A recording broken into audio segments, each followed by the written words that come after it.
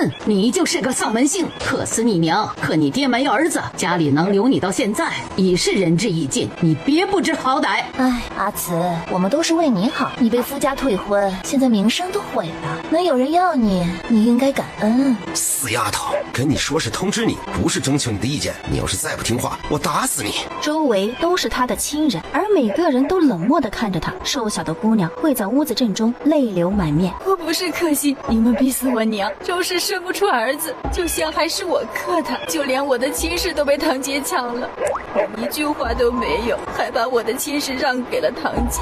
我被退了婚，出来责怪我的名声毁了，让我嫁给那个恶霸，把我推进火坑，还不是因为我没有娘亲，你们都来欺辱我，你们都会遭报应的，就算死我也不嫁。你还敢还嘴？看老子今天不打死你！说完，男人拿起鞭子对着他狠狠地抽了起来，背上一条条的血痕触目惊心。小姑娘倒在地上，口角流血，却没有发出一声求饶。坐在正位上的祖母一脸的不耐烦。行了行了，聘礼都收了，别把人打死了。小姑娘被抬回了房间，继母周氏跟大伯母许氏一起给她换了身干净的衣服。周氏把她手上的镯子拿了下来。死丫头，这镯子你当成命，现在还不是落在我手里。小姑娘想去把镯子抢回来，却被周氏一把甩开。这丫头跟她娘一样，都是个倔主，赶紧抬走，看着就晦气。一阵剧烈的疼痛袭来，姜慈睁开眼睛，她艰难起身。当她看到屋子里的摆设时，整个人都怔住了。屋子里只有一张床，一张桌子，大红的喜字贴在墙上，桌子上有2根龙凤蜡烛，2杯合卺酒。这是怎么回事？他在学校的实验田里跟同学们一起记录嫁接果树新品种的生长情况，谁知他那重男轻女的父母找到学校，逼着他回去结婚。叛逆的他为了打消父母的念头，一头撞在墙上，本想用来吓唬他们，难道自己用力过猛撞死了？姜慈使劲揉了揉眼睛，周围的一切都是那么的真实。他用力掐了一下大腿，疼得他呲牙。突然门被推开，一个身材高大穿着古代长袍的男人走了进来，小麦肤色，眼睛凌厉，鼻梁高耸，还带着胡茬，操中带着野性，像只山里的豹子。姜慈愣住了。周成见他直勾勾地盯着自己，眉头皱了起来，心里想着，他这脑子莫不是撞坏了？你没事吧？这是哪里？你是谁？这里是周家村，我是你相公。你是我相公？周阎王。周成点点头。姜慈的脑子里突然多了很多不属于他的记忆，才明白过来是他穿越到了这个姑娘身上了。这也太玄幻了吧。根据原主的记忆，他那恶霸夫君可不是什么好人，是十里八村有名的恶霸。他杀人如麻，性格暴虐，就连深山里的野兽见了他都要掉头逃命的准。而面前这个自称他相公的男人，长了一副好皮囊，看不到一点恶霸的样子。不过越是这样的人应该更可怕。你在想什么？能退婚吗？为何想要退婚啊？我怕你打死我。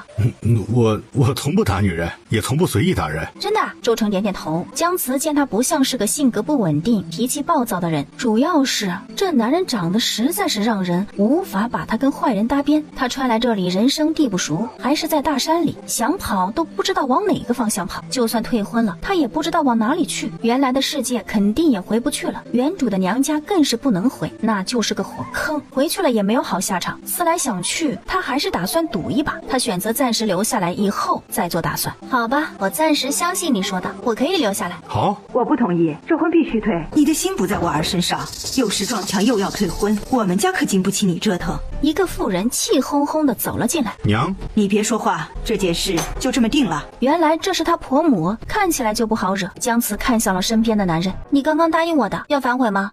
阿成，你别被他骗了，留下他，今后就是个麻烦。娘，他跟我拜了堂就是我娘子，没有把人送回去的道理啊。见自己的儿子愿意给他一个机会，就顺着台阶下了。他看向姜慈，这件事就算了，我希望你能好好跟我儿过日子，不要再弄出乱七八糟的事儿，否则到时候我都不饶你。见李氏终于松口了，姜慈也松了口气。谢谢婆婆，愿意给我机会。知道就好。阿成，你出去陪客。周成看了姜慈一眼，然后出去了。老妇人也跟着出出去了。房间里安静下来，只剩下姜子一个人了。他这才长长的松了口气。窗外的山高耸入云，层层叠叠，可以想象这里的山有多大有多深。姜子没有逃跑的想法，身处大山之中，东西南北都分不清楚。这副身子也只有16岁，原主从来没有出过山。姜子一个外来者，更没有能力从这深山之中逃出去。逃跑只有死路一条。也不知过了多久，门外传来脚步声。今天是他的新婚之夜，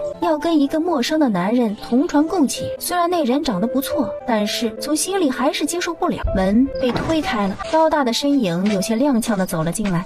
过来扶我一把。姜子犹豫了一下，还是乖乖的走了过去。毕竟外界传言他是恶霸，如果自己不听话，发酒疯打人，他这小身板可不禁打啊。姜子有些心惊胆颤的扶着他坐在床边，看到桌子上还有2杯合卺酒，这男人已经喝多了。如果把这2杯都给他喝了，自己应该就能躲过今晚了。他的聪明才智还没来得及实施，就被男人反身压在了身下。原主身上有伤，这男人人高马大砸在他身上，一阵撕裂的剧痛从背后传来，疼得他额头都冒汗了。姜子想推开他根本不可能，背后的剧痛在一点点的加剧，他能感受到温热的液体从伤口里流出来，疼痛让他的身体不受控制的颤抖起来。别怕，我会温柔些的。我背后有伤，你压着我好疼。周成怔了一下，从他身上起来。怎么回事？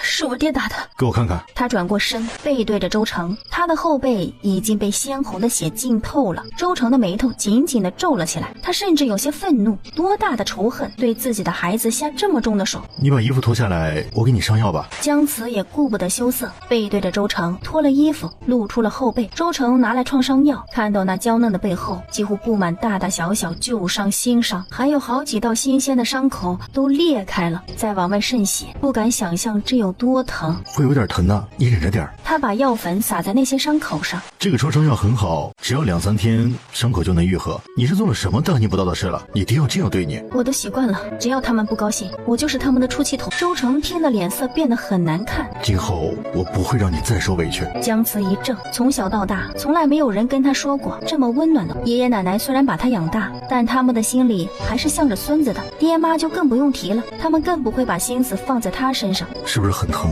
姜子摇了摇头，现在不疼了。周成把药收好，然后上了床，躺在了靠墙的位置。今天也累了一天了，睡吧。姜子确实累了，敷了药的后背冰冰凉凉的，一点都不疼了。他紧张了一天，不一会儿就睡着了。周成睡不着，桌子上的红烛还在燃烧，合卺酒也没喝，洞房花烛什么也没干。这婚结的多少有些潦草。天刚蒙蒙亮，姜子就醒了，他也不敢动，因为男人的手搭在他的腰上，而他自己的腿也搭在了男人的身上。时间还早，不用起那么早的。新婚第一夜要去给爹娘敬茶的。你身上有伤，去晚一点也没事的。不行，爹娘现在对我的印象不好，要是去晚了，对我就更有意见了。其实我娘就是嘴巴不饶人，她是个很好的人，以后你就知道了。姜子没想到他会跟自己说这个。爹呢？我爹10年前被抓去做壮丁，离开后就一直没有回来，应该是不在了。怪不得昨天发生那么大的事儿，也没看到公公露面，原来是这个原因呢。我还有一个哥哥，嫂子2年前跟一个收茶叶的走了，留下了一个小侄子。我哥在外干活赚钱，这次是专门为我回来的。他也是个很好的人，一家子都是好人，那他面前的男人应该也坏不到哪儿去。先别起，让我看看你的伤。姜子没有拒绝，虽然有点不好意思，但还是让他看了。好多了，看来还要继续上药。说着下了床。这男人真细心啊！姜子不由得在心里感叹，他那不好的名声到底是怎么传出去的？见他好说话，姜子问出了自己的疑问。外头传言你是恶霸，你知道吗？你是因为那些传言才想不开去撞墙的吗？周成继续给他上药。这样说也没错。你真的杀过人啊？为什么？当年我爹被装了壮丁之后，家里就只剩下了我哥还有我娘3个人相依为命。那个时候我也才10多岁，我哥比我大2岁，那些不怀好意的贼人就盯上了我娘，经常有人来家里骚扰他。我娘其实也算是一个坚强的人，但是也没有办法逃离骚扰，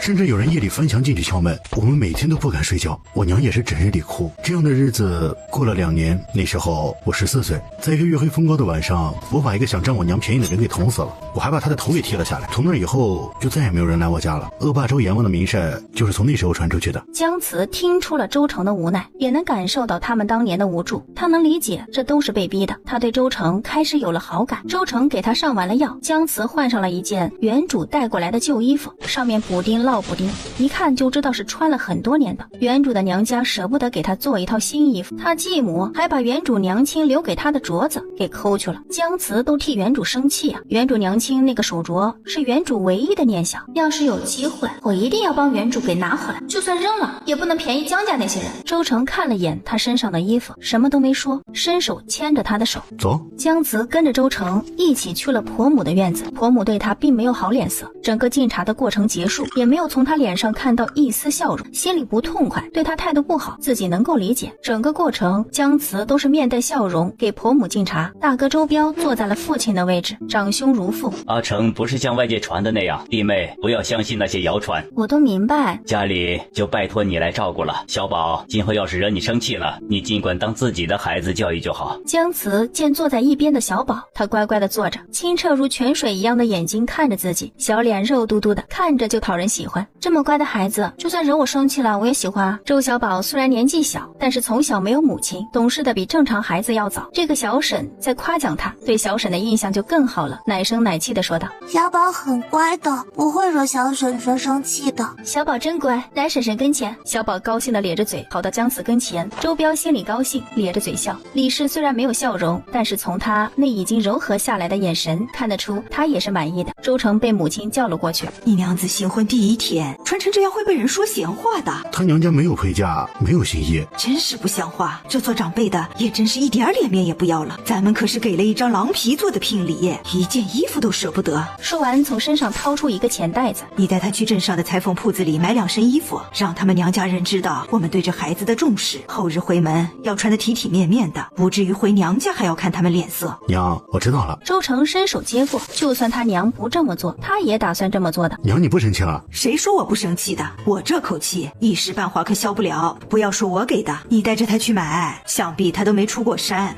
我都听您的。娘，我还有个事儿要跟您说一下。什么事？周成把姜慈身上的伤说了一遍。后背还有好几道伤口都裂开了，需要静养一段时间，恐怕做不了活了，就只能辛苦娘一段时间了。这孩子能长这么大真是不容易，这是受了多少罪呀！家里的活我能干完，就让他养着吧。你以后要好好待他，这孩子太可怜了，自己的闺女是怎么下得去手的？回到房间，周成就把母亲给的钱拿给了姜慈。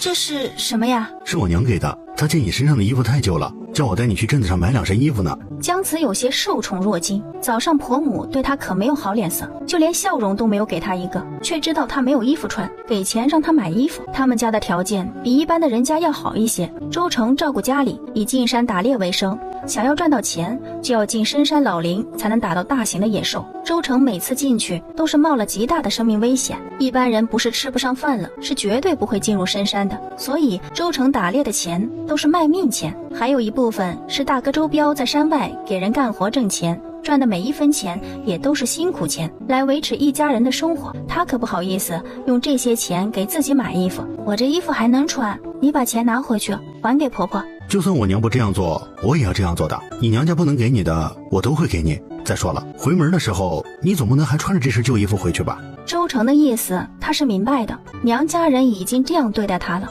要是新婚回门还穿着带过来的旧衣服，他就更会被瞧不起了。只是周成不知道，他一点都不在乎那家人，能跟他们断绝关系最好，一辈子不想跟他们有任何的联系。姜慈想回去的主要目的是把原主母亲留给原主的镯子拿回来。姜慈的这个想法很强烈，他已经跟原主完全融合在一体了，他现在就是原主。好了，不用犹豫了，这件事就这么定了，咱们现在就去。姜慈把钱袋子收了起来。等等吧，换下来的衣服还没洗呢，反正时间还早，我把衣服洗干净了再去。不用了，你身上还有伤，好好养着吧。洗衣做饭的事也不用你做，我现在要去洗衣服，把你们的衣服拿过来。婆母端着木盆走了过来。不用了，这点衣服回来洗也是一样的。你是怕我给你洗不干净？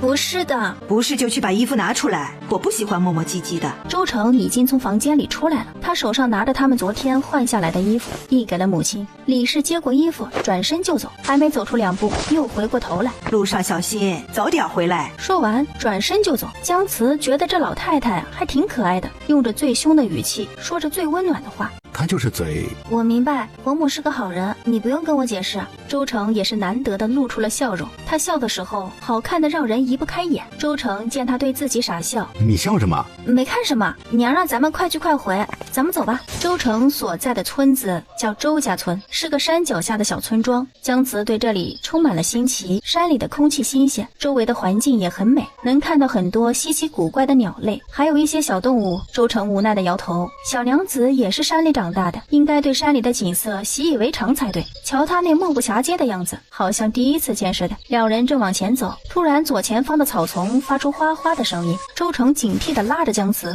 别动，前面有危险。姜慈也吓了一跳，顺着周成的目光看到左前方灌木丛里，周成很自然地站在他面前，从地上捡起一大块带尖的石头，握在手里。那是什么东西啊？别害怕，这里一般没有能伤害人的野兽。话刚说完，一头半大野猪从草丛里探出头来。这只野猪能卖1两银子呢，你往后退2步。姜慈听话的往后面小心的后退了2步，周成站在原地没动，扬起手里的石头，对准那头野猪的头，狠狠地砸了过去。是不是吓到你了？没有，你真厉害。帅呆了，那是什么意思啊？太激动了，把上一世的词汇都给说了出来。他笑了笑，解释道：“就是夸你厉害。”周成点点头，他此刻还是很高兴的。不仅仅是他的新婚小娘子夸奖他，这头野猪是意外的收获，还能让他赚上一笔。野猪不算大，但是却不轻，不止他目测的40多斤，凭他的经验，差不多也快到50斤了。你跟在我后面走，要不咱俩抬着走吧？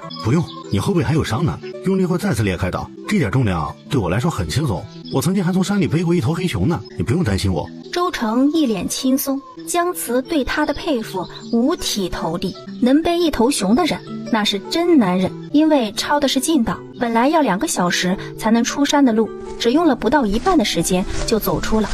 走了一路，姜慈都有些累了，而周成却是脸不红气不粗，一头猪在身上，对他没有任何的影响。到了镇子上，就看到一个牌坊，是用石头雕刻的，上面写着西门镇。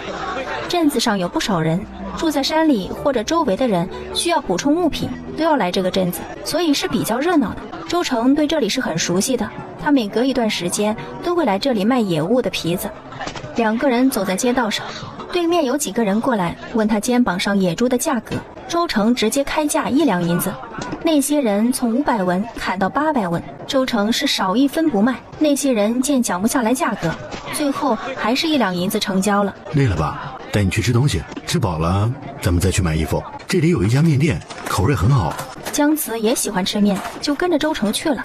面馆的掌柜跟周成是老熟人了，见他带着一个漂亮的小娘子，好奇地问道：“阿成，真是稀罕事儿，咱们认识这么多年啊，你从来都是独来独往的，这次带了个小娘子，是你什么人？”我娘子？什么时候的事儿？前天你过来的时候可没听你说。昨日？真是难得，我还以为你要打一辈子光棍了呢。哎呀，你小子真有福气，找了个这么好看的小娘子，恭喜恭喜啊！哎，今天的面我请了。这怎么可以啊？怎么不可以啊？你在我这吃了这么多年的面，给我赚了那么多钱，请你吃2碗面算什么？别跟我客气。说完就去厨房了。这掌柜真热情啊，确实是个不错的人，说话也很有意思。他说你年纪大了，你多年轻啊？姜慈看向周成那张好看的脸。我比你大，你不嫌弃？当然不嫌弃啊，我喜欢比我大的，这样更有安全感。周成听了心里美滋滋的。2个人吃完饭，跟老板道了谢，经过一个卖糖葫芦的老头，周成给姜慈买了一个糖葫芦，跟后世的味道没有差别。2人在街道上闲逛，姜慈对这个时代的集市很感兴趣。豆腐，好吃的豆腐。哎，客官，买豆腐吗？这声音听着耳熟。姜慈看向不远处那吆喝的人，那不是原主堂姐江明慧吗？这嫁过来也没多少天，还有着身孕，这就出来卖豆腐了。看来婆家人对她也不怎么样嘛。怎么了？我大伯家的堂姐江明慧，看到她真是晦气。不喜欢就直接走过去，不用跟他打招呼。今天逢大集，客流量特别大。江明慧手扶着腰，站在豆腐摊位前，有气无力地吆喝着。她她以为嫁到一个好人家就能过上少奶奶那种衣来伸手饭来张口，身边有佣人专门伺候的好日子，却没想到她费尽心机弄来的好姻缘，好像并不是她想象中的那样。国家确实不愁吃穿，但是也确实不养闲人。他不仅要帮忙卖豆腐，还要跟家里人一起起早贪黑做豆腐。他相公就是个不学无术的，整天在外面吃喝玩乐，一天到晚不见人影。当初他跟张晨文的事儿，张家人就看不起他，是因为在无媒无聘的情况下怀孕的。张晨文要娶她，婆家人才勉强同意的。好在张家不愁吃穿，不用像在家里那样几个月也吃不上一顿肉，再坏也比他那个堂妹嫁给一个生性残暴、相貌丑陋的野蛮人，一辈子走不出深山要强多了。两相对比，他就是生活在天堂里。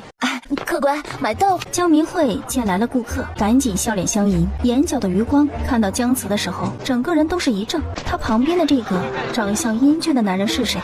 姜慈，你怎么会在这里？他是谁？堂姐，是你呀！我差点都没认出来，这才多久没见呐？你怎么变得这么憔悴了？老了好几岁呢。哦，对了，堂姐，你可是张家的少奶奶，不是还有身孕吗？你这婆家人怎么还能让你出来干活呢？你相公也太不作为了吧，真是太不像话了。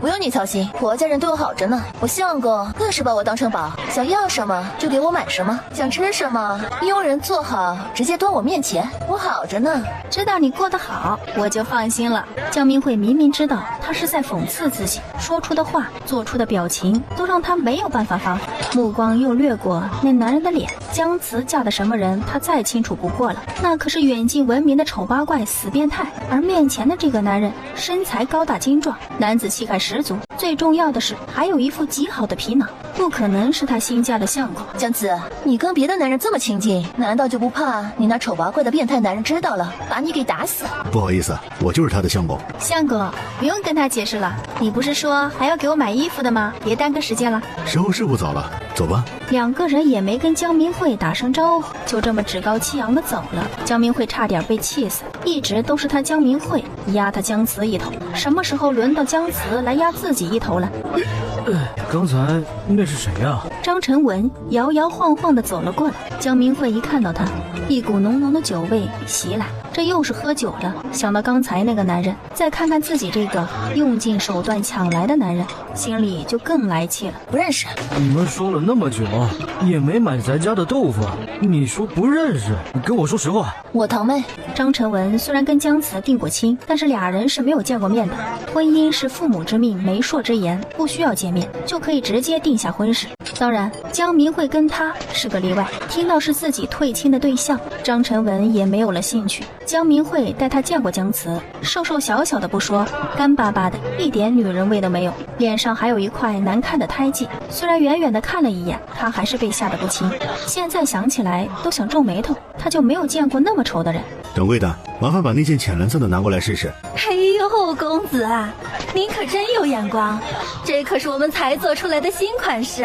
掌柜的把衣服拿下来给了姜慈，拿到料子，手感明显要柔软得多，价格肯定也不便宜。掌柜的，这料子不便宜吧？要是太贵的话，我就不试了。哎呀，您先试试，价格也不是死的，都可以谈的嘛。今天就是来买衣服的，不用怕花钱。你瞧瞧，你相公都说话了，你还犹豫什么呢？像你这样的相公可不多了，快进去吧。姜慈换好衣服，从里间走出来的时候，不仅仅是周成，就连掌柜的都愣住了。淡蓝色的衣裙仙气飘飘，衬得她那张漂亮的小脸更加的熠熠生辉。如果说刚才还是一个小村姑，现在就是从画里走出来的人儿，这也太美了吧！周成的眼睛都看直了。人靠衣裳，马靠鞍的话，在此刻具象化了。怎么样？好看。周成这才回过神来，点点头，然后看向掌柜的。我觉得杏花色的也好看。公子的眼光真不错，你娘子的皮肤偏白，这一件会更好看。掌柜的赶紧上来推销，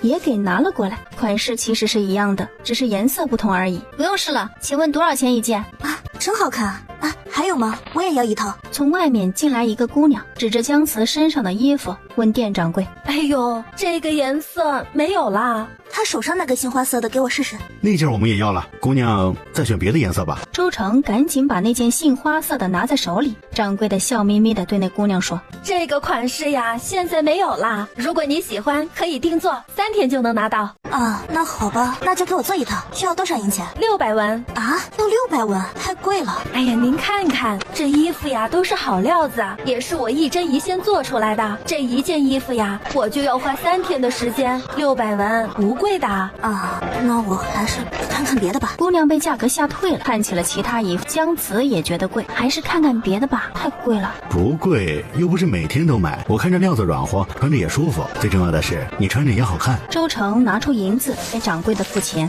娘子啊，你找了一个好相公。掌柜开心的收了钱。看衣服的姑娘看了一眼这对夫妻，男人舍得给自己的娘子花钱，她有些羡慕。出了裁缝铺子，周成又带着姜慈去买了双鞋，花了100文钱，然后还给小宝买了2包糕点。东西买完了，事情也做完了，两个人准备回去了。江明慧的豆腐摊子越来越近，这都过去差不多半个时辰了。江明慧还坐在豆腐摊位前，皱着眉头，不知道在想些什么，看起来心情并不好。看他心情不好，姜慈就莫名的开心。要不买2块豆腐回去？你还想气他？不是啊，我想吃豆腐了。堂姐，给我称2斤豆腐。我家的豆腐不卖给你。堂姐，你怎么不知好人心呢？你面前还有这么多豆腐，早卖完早回去歇息啊。我看你也挺累的，我这也是帮你啊。要是让那姜家人知道你都怀孕了，还在给婆家卖豆腐，知道你过得不好，他们得有多难受啊。姜慈，你既然这么不知好歹，那就算了。相公，咱们走了。说完，伸手挽住了周成的胳膊就走了。江明慧一口气憋在心里，差点没站稳。姜慈这般羞辱他，他一定不会让姜慈好过的。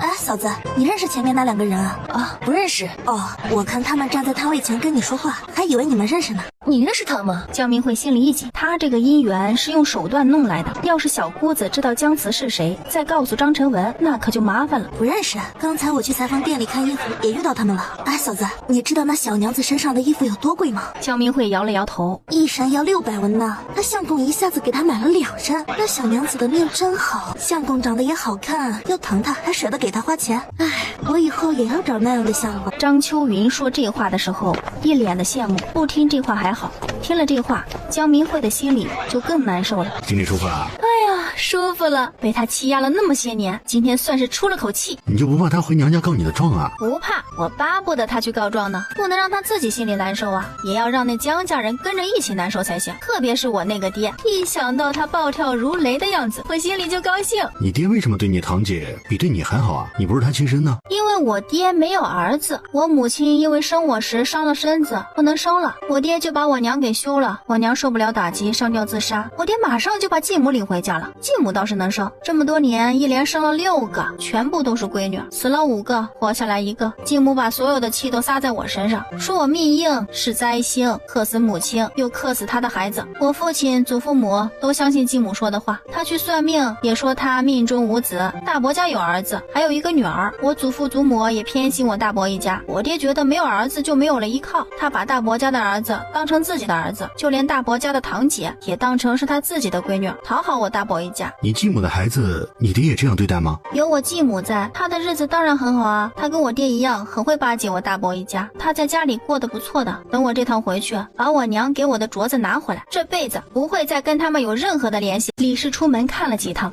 儿子还没有回来。周彪扛着锄头进了家门，李氏对周彪说道：阿琛他们去了大半天了，怎么还没回来？我这心里不踏实，你出去找找。不用担心，那些山里的野兽见了二弟都要回头，您还怕他出事啊？他不是带着你弟妹吗？那孩子身体还有伤，柔弱的，要是遇到什么事，你二弟还要顾着他，你还是去瞧瞧吧。周彪走到出山的那条小道上，远远的就看见二弟背着弟媳，2个人往这边走。看到人没事儿，他也没有上前，转身回到家里。李氏见他才出去就回来了，看他身后也没有人。你怎么回来了？我看到二弟了，他跟弟妹已经回来了。那就好，我去把饭热热。周成背着姜慈来到家门口，你把我放下来吧，被娘和大哥看到多不好意思啊。没事，他们不会笑话的。说着把他背进了院子。周小宝在院子里玩，看到二叔跟小婶婶回来了，高兴地跑了过来。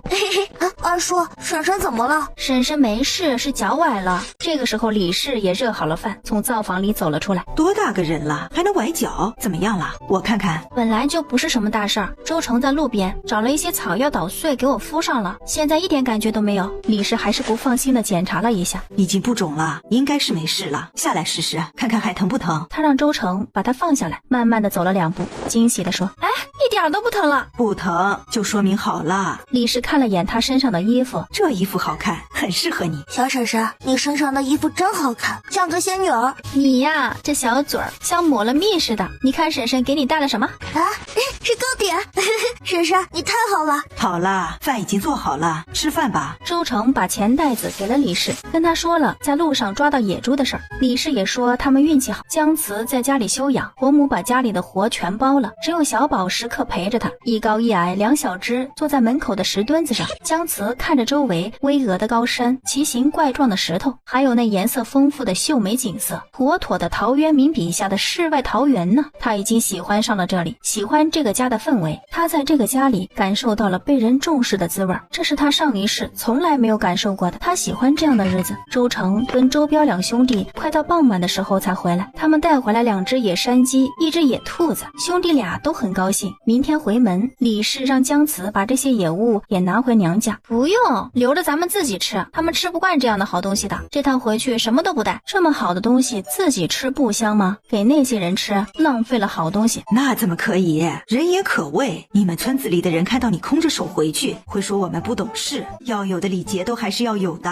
娘，您就不用担心了，我心里有数的。要是真有人说闲话的话，那也不是说咱们的闲话。他这次回去最主要的目的是拿回镯子，顺便给原主出气的。是啊，娘，你就听阿慈的。那就留下来给你补补身子。我瞧着你比来的时候气色好多了。傍晚，一家人围坐在桌子前，美美的吃上了炖野鸡。周成给姜慈盛了满满一大碗鸡汤，姜慈都吃撑了。晚上2人回到房间，姜慈洗了澡回来趴在床上，周成给他的后背上药。经过这2天的相处，他已经喜欢上了这个男人。周成虽然平时话不多，也不爱笑，但会为他着想，他很有担当，让自己有安全感。最要命的是，他那张脸长在他的心坎上啊！没传来之前，他心目中理想的另一半就是周成这样的。现在周成是自己相公了，他也下定决心跟周成好好过日子。如果周成今晚要圆房，他是不会拒绝的。周成给他上完药，恢复得很好，再过3-4天应该就能彻底好了。说完，把药收起来，拿着毛巾就去院子里冲凉了。姜慈忍着笑看他走出去，不一会儿，光着上半身走了进来。今天晚上真热呀！这男人在给他秀身材，难道今天晚上他要行动了？想到此，姜慈突然脸红了，他的心也开始激动的小鹿乱撞。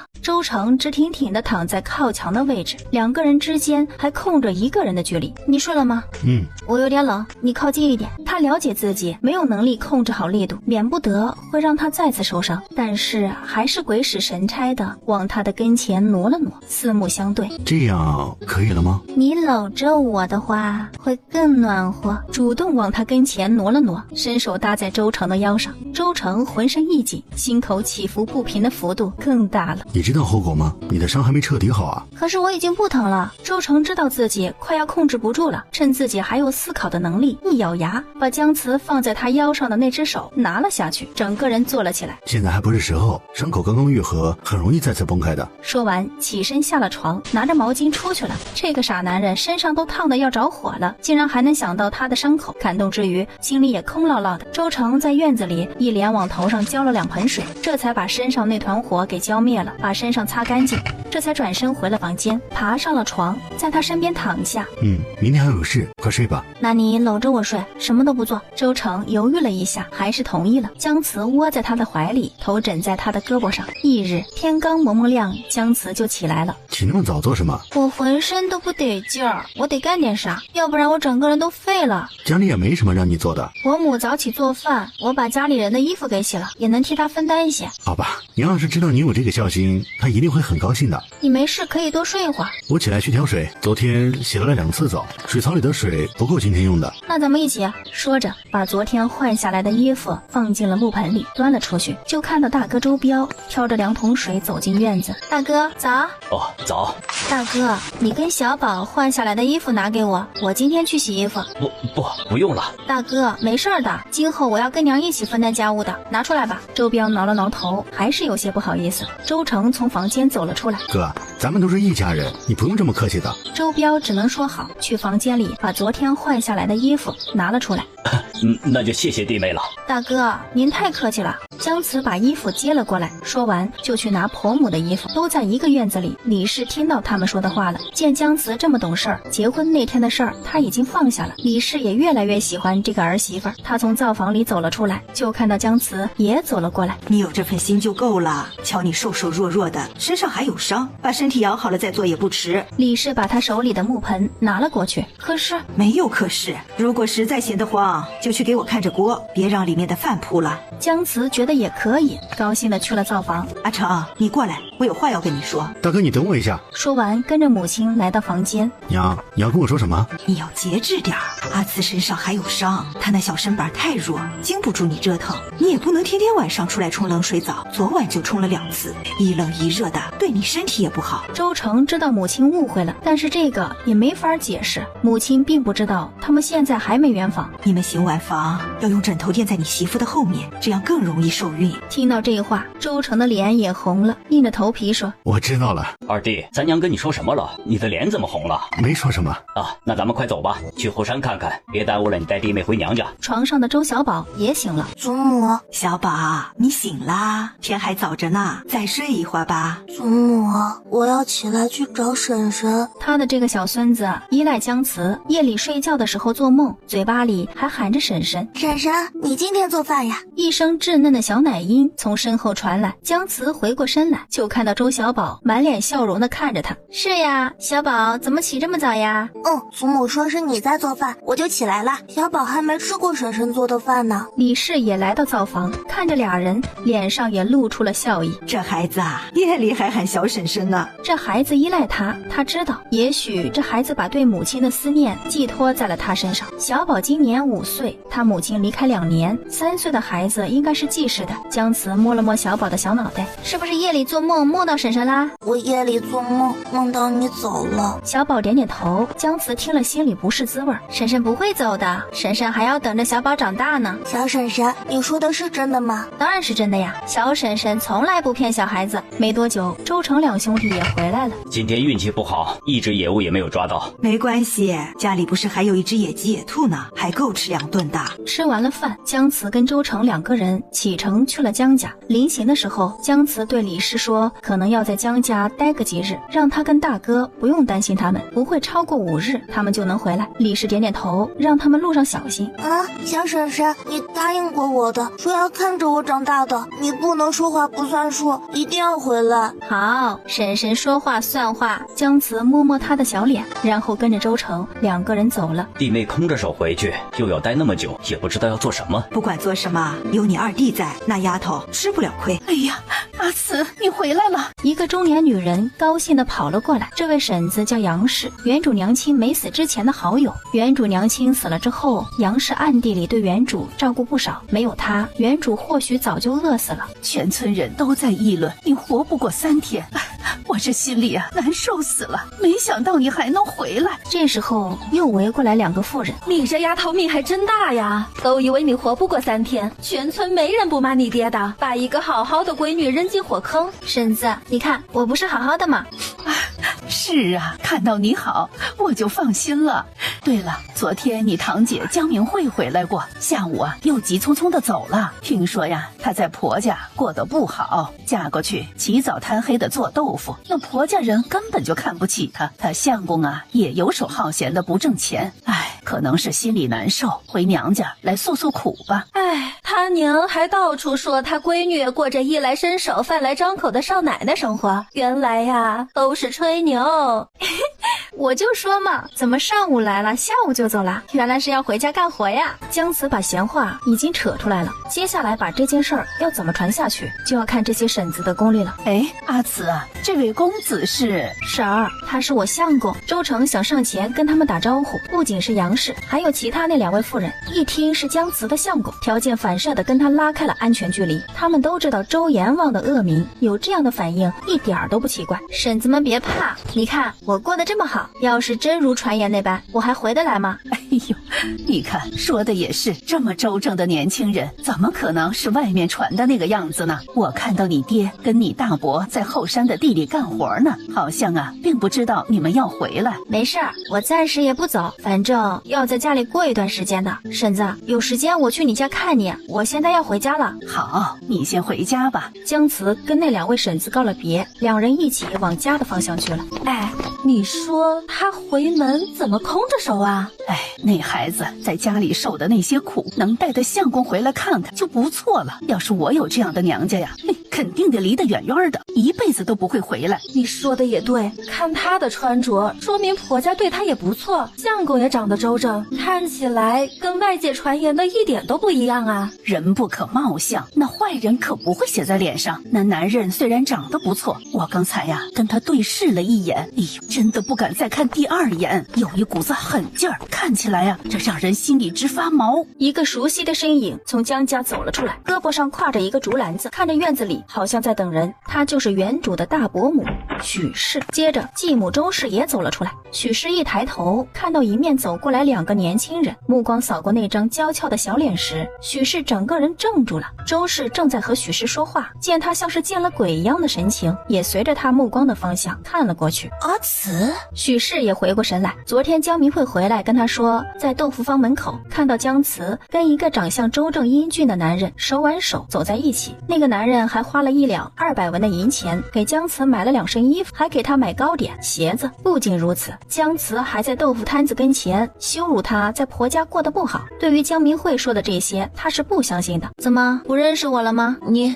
怎么回来了？姜慈又往他跟前走了一步。周氏跟大伯母许氏不约而同的往后退了一步。3日回门，我来看看你们呀。怎么不欢迎我回家吗？姜慈又往前了一步。这个时候，村寨里的一位老人经过，看到是姜慈，惊讶的停下了脚步。阿慈，你真的是阿慈啊？你回来了。阿公，我是阿慈，今日是3日回门的日子，我带相公来认认家门，顺便在家里过上一段时日，好好孝顺一下父母、祖父祖母还有大伯母一家。他们给我找了一个这么好的相公，我要好好报答他们。相公，这是我们村寨最德高望重的阿公。周成有礼的跟阿公打了个招呼。阿公认真的看了这个小伙子一眼。阿慈是个善良的好孩子，他现在是你娘子了，今后一定要好好待他。阿公，您放心，我的娘子谁也欺负不了。说完看了周氏跟许氏一眼，周氏正好对上他的眼，整个人莫名的脊背发凉，赶紧移开了目光。今天可是你们家大好的日子，怎么还让人在外面站着呢？太不像话了。阿公，阿慈这不是跟你们话家常吗？阿慈能回来，我们高兴还来不及呢，怎么可能不让人进去呢？许氏笑着对姜慈说，你们走了那么多的山路，一定累坏了吧？快进家里歇歇，你祖父祖母要是知道你们回来了，一定会非常高兴的。阿公，你也进家里坐坐吧。你们一家团聚，我就不凑那个热闹了，我还有事儿，先走了。阿公，你慢走。你大伯跟你爹都在地里干活呢，我去把他们给叫回来，让你娘带着你们进去见见你的祖父母。你们在这里等着，你祖母有午睡的习惯，我去看看她有没有醒。那就暂时先别叫他，把我住的那间屋子给我收拾出来，我会在家里住些日子。姜慈像吩咐佣人一样吩咐周氏，被妓女当佣人使唤，周氏一肚子火，但是瞥眼看到站在姜慈身边那皱着眉头一脸杀气盯着他的男人，他还是怂了。你住的房已经堆杂物了，那就让江明艳那间房给我住。你住明艳的房间，她要住哪里啊？姨娘，我这大老远的回来，还把你女婿给带回来了，你不会让我们住杂物间吧？我住也没事儿，只是我这相公吧，你们也是知道的，脾气暴虐，生起气来杀人放火，什么事儿都做得出来。你也不想家里出什么事儿吧？姜慈虽然笑眯眯地说，一副人畜无害的单纯样子。周氏听了，脊背嗖嗖冒冷风。是谁呀？吵吵闹闹的，连安静的觉都不能睡。周氏一见婆母，赶紧走了过去。娘，是阿慈带着她的相公回来了。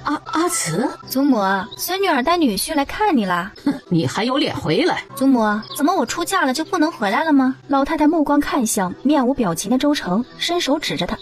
那个人是谁？祖母啊，你该不会是老糊涂了吧？这是你们给我找的相公啊，你们不会连我相公长什么样都不知道，就把我给送走了吧？你竟敢说我老糊涂！姜慈，你太没规矩了，竟然跟你祖母这样说话！姜慈做出一脸震惊的模样。哎呀，咱们还有规矩呢，礼仪廉耻都没有，还有什么规矩哟？汤真是笑死个人了。哎，姨娘，你还是去把房间给我收拾出来吧。要是我自己动手收拾的话，俏明艳的东西啊，我可不会爱护的。弄坏了，或者是出了其他的问题，可不要来找我呀。姜慈，你这次回来是来找事的吧？你这样想的其实也没有错，但是我不是来找事儿的，我是回来拿东西的。哼，嫁出去的闺女泼出去的水，姜家的东西没有一样是你的。你别忘了，你现在只是个外人，还想着娘家的东西，也不怕传出去被人说闲话。周氏眼珠子转了转，立刻明白了他的意思，故意装作不知道。姜老太也心知肚明，那镯子这丫头偷偷藏了那么多年，要不是被周氏及时发现，就被她给带到婆家了。你母亲说的对，出嫁的闺女就不要惦记娘家的东西了，被外人知道了，不光骂你不懂事，更会骂你夫家不知好歹。祖母，你错了，我娘子回来拿的是她自己的东西，那是娘留给我娘子的，是你们从她手里抢走的。要是被外人知道了，只会骂你们一家贪得无厌，连孙女的东西都抢。你们要是不想有麻烦，就把我娘子的东西还回来。哼，威胁我要是不给，你还想杀了我们不成？你放心，你们的命啊，不值得我相公动手。不妨告诉你，东西呢，我是一定要拿到手，不然我就住下来。什么时候你们想通了，把我娘的镯子给我，我跟我相公啊，什么时候走？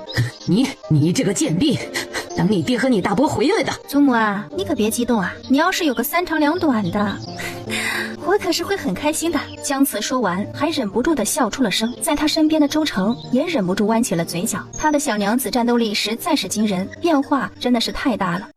他竟然来咒我，气死我了！姜老太太手捂着胸口，一脸痛苦地看着周氏。周氏见婆母难受的样子，也吓了一跳。哎呀，娘，你没事吧？我扶您去床上躺着。姜家大嫂，啥事儿啊？哎呀，现在村子里呀都传遍了，说你家明慧在婆家不受待见，每天起早贪黑的做豆腐，白天还要卖豆腐，回一趟娘家也不敢多待，当天来当天还得回去，要不然还要挨打，是真的吗？你听谁说的？哎，这村子里现在都这么传呐！胡说八道！我闺女过得好着呢，到底是哪个坏心眼的东西，见不得我家闺女过得好吗？让我知道，我一定饶不了她。说完抬腿就走。他想到了姜慈今天的反常，昨天他闺女回来说姜慈侮辱她不受婆家人待见，一定是那死丫头做的。想到这儿，气得跺脚。远远看到公公坐在地头，他男人跟焦老二在弯腰除草。爹，快回家吧，家里出事儿了。出什么事儿了？阿慈带着他的相公回来了。什么？那死丫头回来了，还带着她相公？许氏点点头。怎么可能呢？怎么不可能？人现在就在家里呢，快点回去吧。他这次来可没安好心。为什么这么说？现在村里到处都在传我家明慧在婆家过得不好，传得可难听了。明慧在婆家受委屈的事情，只有咱们家里人知道。她一来，这件事情就在村子里面传开了，不是她还能是谁？这个臭丫头竟然敢到处坏她姐姐的名声！嫂子，你放心，如果真的是她做的，我不会饶了她的。走，咱们回去。哎，二弟，你可别冲动，他相公可是个恶霸，杀过人的。那又怎么样？他现在是我的女婿，我不信他还能来杀了我。你呀，就是个冲动的性子。你哥说的对，不要太冲动，回去看看是个什么情况再做决定。我知道了，爹。几个人刚到院子门口，周氏哭丧着一张脸跑了过来。爹，你终于回来了呀！哎呀，你快进去看看吧。阿慈把娘气得躺在床上了，还要占了明夜的房间。哎呦啊，现在好些了，你们快进去看看吧。几个人一进院子，姜慈跟周成从房间里走了出来。姜慈微笑着跟他们打招呼：“祖父、爹、大伯，你们回来了。”见到姜慈，几个人也都愣了一下。不过3天没见，姜慈的变化实在太大，要不是还是那张熟悉的脸，谁都不敢相信站在他们面前穿着得体、面部红润、落落大方的是他们嫌弃的那个唯唯诺诺的灾星。更令他们没有想到的是他的相公，跟传言中那可怕的长相一点都不搭。死丫头，听说你回来很嚣张，把你祖母气到了床上，还想占你妹妹的房间。是啊，你们不用这么惊讶，以后啊还有更多你们意想不到的惊喜等着你们呢。对了，告诉你一个好消息啊，今后我跟我相公就在这儿住下了。你说什么？在这里住下来？谁允许你在这里住下来的？我自己允许的。我不仅住在这儿，吃穿用度都要你们负责。焦老二本来就是个暴脾气，哪里受过这样的气？何况还是是克他不能生儿子的灾星，抬脚就去踹姜慈。周成眼疾手快，抱着姜慈一个转身，同时也伸出一脚。周成一脚把他踹飞了出去，在场的所有人都震惊了。刚刚还以为他就是个普通人，这一脚，姜老二只觉得肚子里的内脏都移了位置，差点送他去见了阎王。爬了几下没爬起来，周氏跑过去把他给扶了起来。这是个野蛮人，他可是你岳父。你说的不错，我就是个野蛮人，我周阎王的名声也不是乱叫的。我不管他是谁，敢动我娘子，我就敢要他的命。这里是你娘家，你今天闹成这样，到底是想要做什么？我的目的啊，很简单，从小你们就不把我当人，我母亲不在了之后，你们更是把我当成一个灾星。我小小年纪伺候你们一家吃穿，干最多的活，挨最多的打，你们逼死我母亲，还把我母亲留给我的唯一念想给抢走了。你们以为把我扔进火坑，可惜老天有眼呐，没如你们的意，让我嫁了个好婆家。我这次回来唯一的目的就是要回我母亲那个镯子，东西给我，咱们断亲，我立即走人。从今往后，你们的死活跟我没有任何关系。哼，你知道跟娘家断绝关系会是什么后果吗？没有娘家依靠，今后你在婆家遇到任何问题会有什么下场，你可知道？你是在跟我开玩笑吗？害我的不都是你们这一群所谓的亲人吗？死丫头，你有种，不是要断亲吗？现在就给我滚，你不再是我姜家的子孙。没问题啊，把我要的东西还给我，我立刻就走。你想得美，那是你娘的镯子，她是我们姜家的人，她的东西就是我姜家的东西。不妨告诉你，那镯子已经当做明慧的聘礼送走了，不可能再拿回来了。你死了这条心吧。我娘被你给逼死了，还有脸说我娘的东西是你们家的？我也告诉你，东西不拿回来，我就在这个家住下了。你敢？那你就瞧着我们敢不敢吧。姜慈笑眯眯的对身边的周成说：相公，咱们去收拾收拾房间，待会儿我给你做好吃的。周成点点头，说完转身就去了姜明艳的房间。逆子，早知道他是这副德行，生下来就应该直接掐死他。就这么让他住下来了？明艳回来住哪里呀？哎呀，弟妹，你就放心吧，她婆家就2兄弟，还有一个老娘，她大哥还有一个孩子要照顾，怎么可能让他们在咱们这里住下来？要不了几日呀，他们就能回去啦。你说的也有道理，都不要理他们，我就看看他们到底有多大的脸，在这个家住下去。娘子，你别生气，镯子什么的我都会给你拿回来的。我没有生气啊，他们是什么样的人，我太清楚了。我家的事儿我自己能解决，不用你动手，你只需要震慑他们就行。他们如此不要脸，我也不会跟他们客气的，他们会乖乖把我娘的镯子给我送回来。好，我都听你的。姜明艳的房间很简陋，就一张床，一个小凳子，一个放衣服的柳条箱子，其他什么都没有。我再去灶房看看还有什么能吃的，我去做一点。我跟你一起去。不用，你只等着吃就行。姜慈出了房间的门，见院子里没人，他直接去了灶房。有原主的记忆，姜慈对这个家实在是太熟悉了，直接就在灶房里翻到了20多个野鸡蛋。野鸡蛋很小，姜慈毫不犹豫用猪油把这20多个野鸡蛋全部都给煎了。好香啊！谁在灶房做饭？你在做什么？我在做鸡蛋糕，好久没吃了，野鸡蛋做的就是香。哎呦，快去看看，野鸡蛋是不是被他给造光？周氏这么一说，许氏也跟着一起出了他婆母的房间。姜老大、姜老二也跟着出去了，姜老太太也要出去。姜老爷子说：这丫头是故意的。周氏跟许氏同时出了门，姜慈见他们出来，转头进了屋子。这么多，20多个野鸡蛋都在这儿了，咱们把它给吃了。你这样还不把他们给气死啊？气死才好呢，谁叫他们不把镯子还给我？咱们快点给吃了，冷了就不好吃了，好不好吃啊？周成点头说好吃。你也吃。周氏第一个跑进灶房，看到扔在一边空空如也的竹篮子，整个人都呆住了。哎呦喂，这个糟天杀的，他把竹篮里的鸡蛋都给糟了。跟着进来的许氏、姜家弟兄2个也都看到了。姜老二火气上头，忘记了刚才被周成一脚踹得起不来的事儿了，转身来到了姜慈的房间门口。死丫头，你给我出来！姜慈抹了抹嘴巴上的油渍，拿着空盘子从房间里走了出来。姜老二一看到姜慈出来，手里的盘子已经空了，气得扬起手就朝着他的头招呼过去。周成及时出现，伸手抓住了他即将要落下来的手腕，暗暗用力一捏。周成给了他教训，松了力度，把他往后一推，没有站稳的姜老二一屁股坐在了地上。阿慈，你们太过分了，他可是你爹，你就眼看着让他对你爹动手？可不是我相公先动手的啊，我相公那是自卫，哪有女婿第一次登门，老丈人就对人3番2次动手动脚的，一点长辈的样子都没有，说出去啊，我都嫌丢人。我不就是吃了你们几个野鸡蛋吗？一家子跑过来，至于吗？不是不给你吃，那篮子里的鸡蛋啊，是给你祖父祖母补身子的，你一下子都给吃光了。他们吃什么？他们吃什么，你们就不要来问我了。不过呢，我既然已经在这里住下了，你就要准备供我们吃喝。要是让我自己动手的话，那就不要怪我吃什么了。说完，把碟子放在周氏的手上，麻烦你给我洗干净了。你姜慈，你不要太过分了。这个时候，门口有人经过，姜慈故意大声说：“我到底哪里过分了？我们新婚3日回门，你们不招待也就算了，不过就是吃了你们几个野鸡蛋，你们全家都过来讨伐我，你们也是这样对待江明慧的吗？”你是故意的？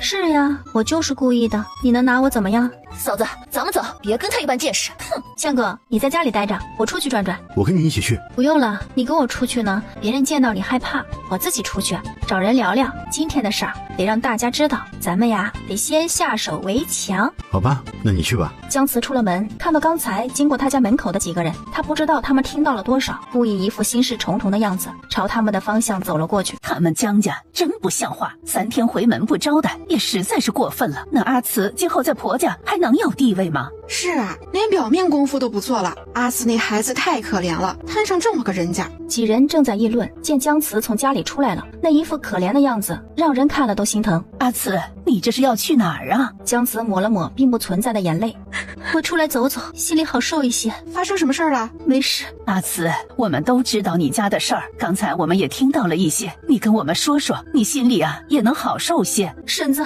大娘，你们听到了可不能说出去啊，要不然他们就更不待见我了。阿慈啊，你已经嫁人了，不用再跟以前一样，他们不待见你，你就离开回婆家去，今后不要回来就是了。他们终究是我的亲人，他们能这样对我，我却不能不孝。哎，你这傻孩子，心地太善良了。哎，这么好的孩子，遇到那样的人家。大娘、婶子，跟你们说说话，我心情好受多了。你呀，有事别放在心里，没事了就出来走走。谢谢你们，我从来没有忘记过你们在我困难的时候递到我手上的每一份食物。如若有一天我发达了，我一定回来报答你们的恩情。你这孩子真有良心，我们不用你报答，你能过得好就行了。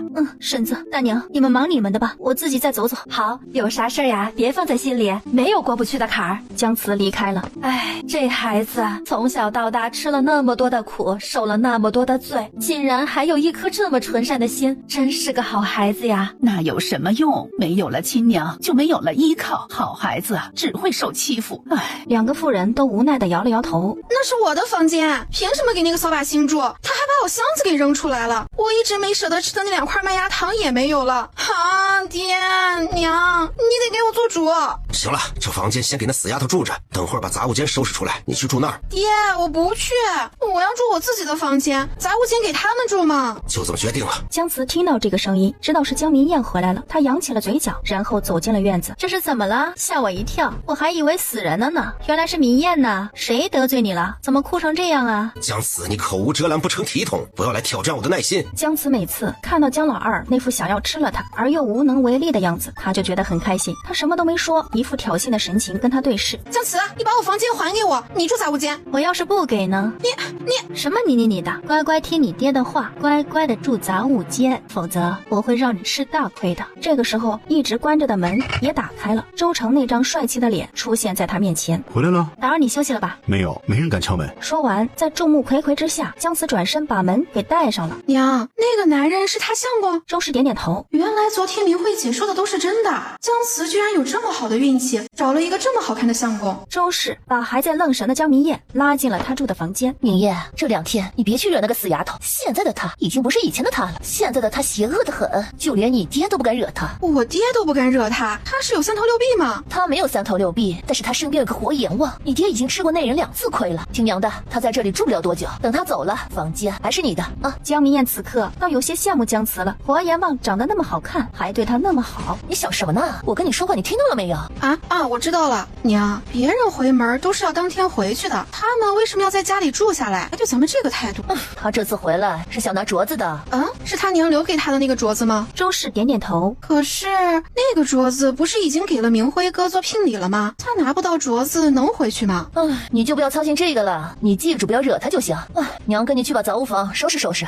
姜慈回到房间，直接躺在了床上。早上天还刚蒙蒙亮，他就起来了，又走了那么多的山路，原主的身体柔柔弱，身体早就没力气了。累了吧？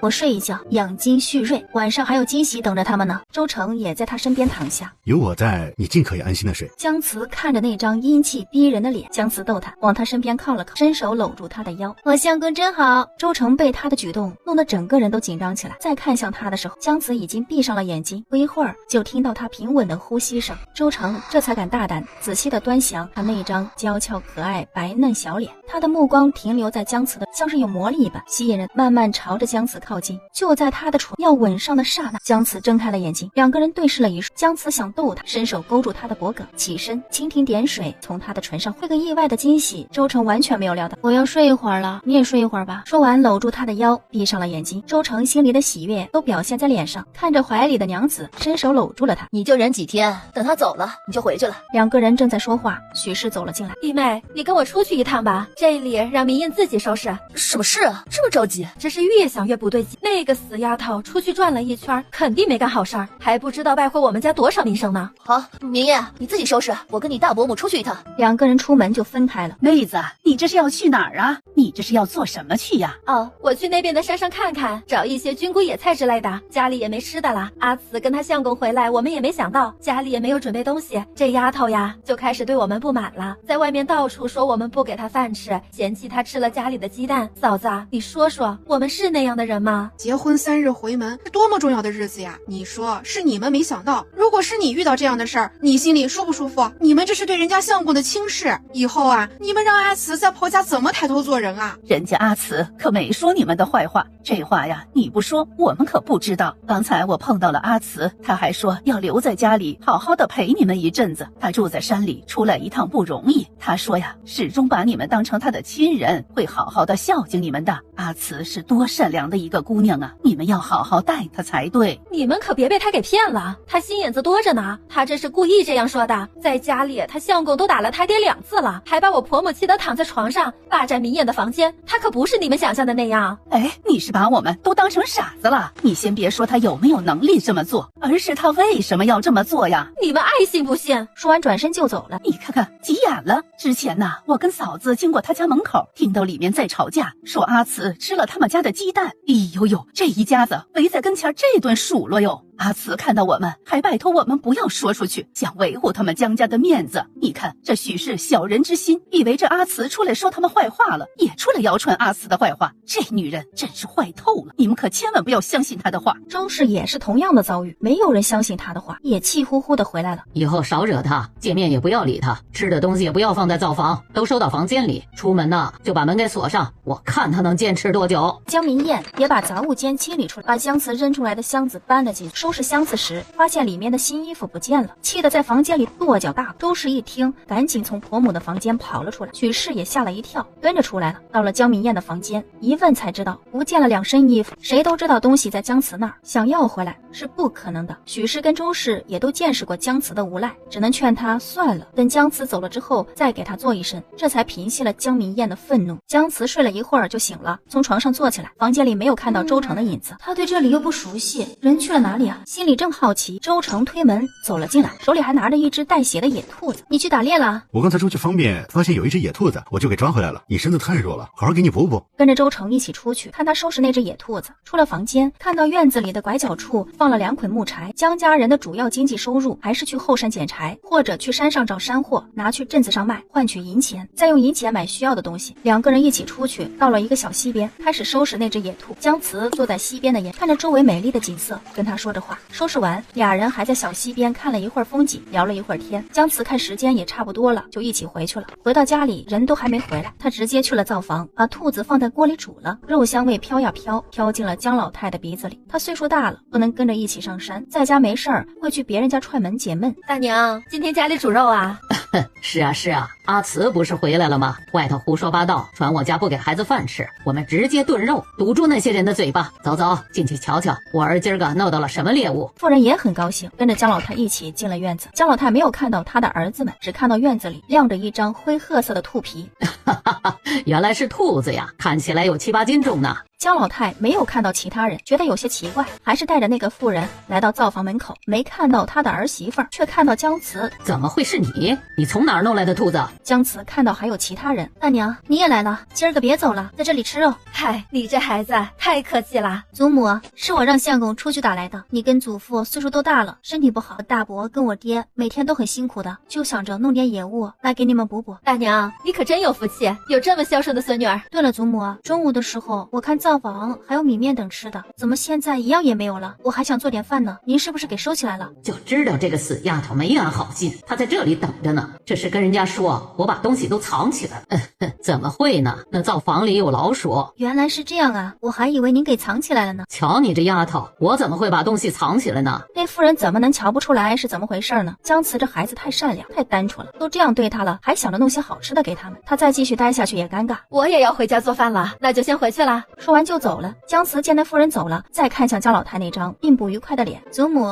您不高兴啊？姜老太知道他是故意气自己的，翻了个白眼儿进了屋。姜慈见他生气，心里那叫一个爽啊！等锅里的肉都炖烂了，姜慈连肉带汤盛在一个盆里，叫周成过来一起吃。好久没有吃肉了，我好想吃肉啊！哎，谁不想吃肉啊？明辉也不知道这个月能不能回来，等他回来去镇子上打些猪肉回来。大伯母，明辉哥什么时候能回来呀？他现在呀跟着师傅学木工手艺，不能说回来就回来。快到家门口的时候，肉香味就越浓。哎，这肉味儿好像从我们家里传出来的。一行人进了院子，就看到姜慈跟周成正围坐在灶房前，一口口的吃着兔肉。姜慈见他们回来了，装作没有看到。哎呀，相公，这兔肉真好吃啊！喜欢吃你就多吃点，你太瘦了，需要多补补。姜老太从灶房里出来，看到他们站在门口，来，都过来吃饭吧。这才把他们从震惊中叫了回来。姜慈吃的是自己的东西，他们也不能说什么。姜老大跟姜老二把柴火挑到墙角，一看，原来的那捆柴火不见了，放在这里的柴火都是用来卖的。家里人都知道，母亲是不会拿来烧锅的，唯一的解释就是被姜慈那个死丫头给用了。我的柴火是不是被你给用了？我没用啊。你没用？那你煮肉的柴是从哪儿来的？你不知道那是我用来卖钱的吗？我是从那儿捡来的。你在家里能捡到柴火？姜慈，你不要来挑战我的耐心。你也不要来挑战我的耐心。告诉你啊，镯子一天你不给我还回来，你们就别想有一天舒心的日子过。二弟，你没发现他是故意气咱们吗？你生气就上了他的当了。是，走，咱们吃饭去。晚上大家都回房休息，姜老大一脸的担忧。这丫头，我看她是不达目的不罢休了。只是这一日，家里就被她弄得鸡飞狗跳的。接下来不知她还要做什么呢？要不咱们去把镯子要回来，还给她得了。她留在这里一天，咱们就一天没有安稳的日子过呀。你想什么呢？东西要回来，明辉的婚事怎么办呀？你就由着他闹，咱们就不给，看他能闹出什么花来。睡觉，别想那些有的没的了。那死丫头在挑战我的耐心，她现在完全不把我放在眼里，把我逼急了，我弄死她。别激动，你弄死她容易，可她身边还有个活眼望呢。你今日挨的那2下，难道你忘记了？那不是个好惹的。那就眼睁睁的看着他们把这个家闹得鸡犬不宁嘛。哎，当初啊，你就不应该拿那只镯子给明辉当聘礼，要不然咱们能这么被动？明辉是我侄子，是我姜家的根，我能眼睁睁的看着他说不上媳妇儿吗？你要是有本事给我生个儿子，我能把所有的心思都放在明辉的身上吗？哼，不就是说说吗？再说了，我不能生儿子，还不是因为你闺女克的？你怎么能把不能生儿子的罪名挂在我头上呢？啊！行了，明天还要早起去卖柴呢。半夜时，夜深人静，就连虫子都进入了梦乡。姜慈没睡，他还有大招没放。我都准备好了。好了，没你事了，接下来的事儿由我来做。你让我弄2桶大粪，要做什么？你就等着看好戏就行了，把门窗关紧了，等着我回来。好吧。姜慈出了门，整个院子都是臭的，他捂住鼻子，防止自己呕吐出来，拎着那桶粪水，先来到原主他爹姜老二的门，然后对着门缝把粪水倒了进去，接着又把第2桶粪水倒在了许氏的房间里。整个院子里的空气被臭气包围了，姜慈几次差点呕吐出来，把2个粪桶放在墙角边，然后回到了自己的房间。这么快就回来了？你把那些粪水弄到哪里去了？我把粪水都倒进我大伯跟姜老二的房间了。周成想了半天都没有想明白姜慈让他弄大粪水的目的，现在听到他这样说，忍不住笑了起来。他们肯定也要疯了，就是要看他们疯啊！怎么这么臭啊？睡得迷迷糊的许氏被臭醒了，清醒过来，臭味就更浓了。他爹，你醒醒！姜老大被他给叫醒，迷迷糊糊的也闻到了臭味，整个人也清醒过来。怎么这么臭？不知道呀，你快起来看看。姜老大下床想看看到底是怎么回事，脚一放在地上就踩到了黏糊的东西。房间里太黑，看不清地上的东西，但心里已经明白那是什么东西了。你怎么了？我踩到黏糊糊的东西。咦，是什么东西啊？大粪！房间里怎么会有大粪呢？我知道了，肯定又是姜子那死丫头搞的鬼。他是疯了吗？许是无法相信，正常人谁能做出这样的事儿来？一声凄厉的尖叫声响彻在寂静无声的夜空之中，打破了整个山村的安静。周氏连滚带爬从房间里跑出来，他刚才还滑倒了，现在满身满脸都是臭气熏天的大粪。随即姜老二也捂着鼻子从房间里跑了出来，姜老大跟许氏也都被这声叫声吓了一跳，地上都是大粪，这屋子也待不住了，忍着恶心，俩人便踩着大便也冲出了房间。一出门，许氏开始大口大口的呕吐起来。周氏冲出房间就去水缸跟前，舀起水缸里冰凉的山泉就往身上浇。姜老二顿时被气得整个人都要失去理智，跑到姜子门口砸门。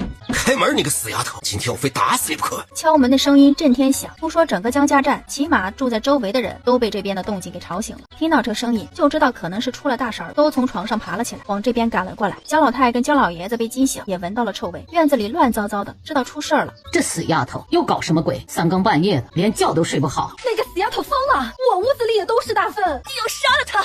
听到动静的村民都跑了出来，一进院子闻到一股大粪的臭味，纷纷的捂住了鼻子。怎么这么臭？哎呦，我的天哪！我跟弟妹的房间里也被姜子那个死丫头倒了大粪呢！这不可能吧？阿慈那个丫头我知道做不出这样的事。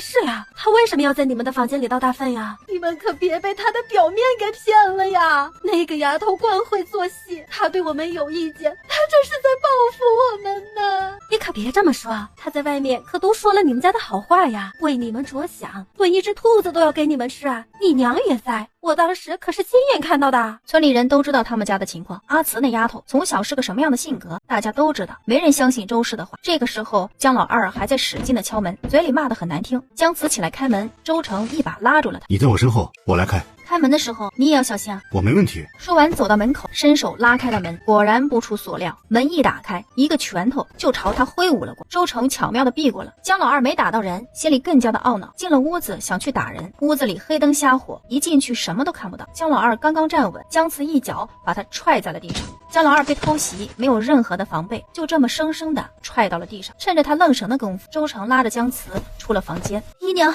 你们这是在做什么呀？我爹不顾青红皂白，上来就打人。你就别装无辜了，你为什么要把大粪倒在我和你伯母的房间里？什么？有人把大粪倒在了你们的房间？我就说嘛，怎么这么臭呢？别装了，不是你还能是谁？姨娘，我知道你不喜欢我，这次我回来你们都不高兴，你们怎么对我，我都没有怨言，因为你们都是我尊敬的长辈，是我唯一的家人，我敬重你们。但是你不能把这莫须有的罪名安在我身上啊！我想讨好你们还来不及呢，为什么要这样做呢？就是你不要在这里演戏了，你表面一套背后一套，这里除了你，谁会往我们的屋里倒大粪？大伯母，话不能胡说，你有什么证据证明是我做的？我还认为是你做的呢。大家都听听，他说是我自己做的，我自己把大粪倒在自己屋里，我为什么要这么做？大伯母，我知道你一心想要把我赶走，怕我说出堂姐江明慧不可告人的秘密，我都说了我会保密的，为什么你们就容不下我呢？这话里的信息就多了，顿时勾起院子里所有人的八卦之心，纷纷把目光落在许氏的脸上。许氏当场被姜慈的话给噎住了。姜慈被退婚是因为江明慧从中作梗，跟他未来的妹夫搞在一起，还怀了身孕，最后抢了姜慈的婚事儿。这种事情要是传出去，唾沫星子都能淹死人。不仅他闺女江明慧的名声毁了，他们整个姜家也都会被人讲究死。最重要的是，儿子江明辉才定下来的婚事儿，要是传扬出去，难免不会受到影响。都别吵了，这件事以后再说，时候也不早了，大家都回去休息吧，这都是些误会，说开了就好了。不行，祖母，这件事您得给孙女做主，必须把倒大粪的人给找出来，我不能就这么受了冤枉。姜慈啊，时候太晚了，你影响到大家的休息了，这件事明天再说。好吧，既然祖母您都这样说了，那我相信你，明天您一定会给我一个结果的。姜慈一脸委屈，村民们虽然没有得到答案，但看到姜老太这么心虚，心里都偏向姜慈这边，那就是许氏跟周氏想赶走姜慈，故意给他做的局。之后众人都散了，姜老二被姜慈那一脚踹得不轻，头又磕在床沿上，整个人缓了好一会儿才恢复过来。等他走出房门的时候，村民们已经走光了。姜老太见儿子额头鼓起了一个大包，快把老二扶到我屋里去。姜老太过去扶着姜老二就去了姜老太住的正房。周氏见姜慈笑眯眯地看着他，气得跺脚，你有种！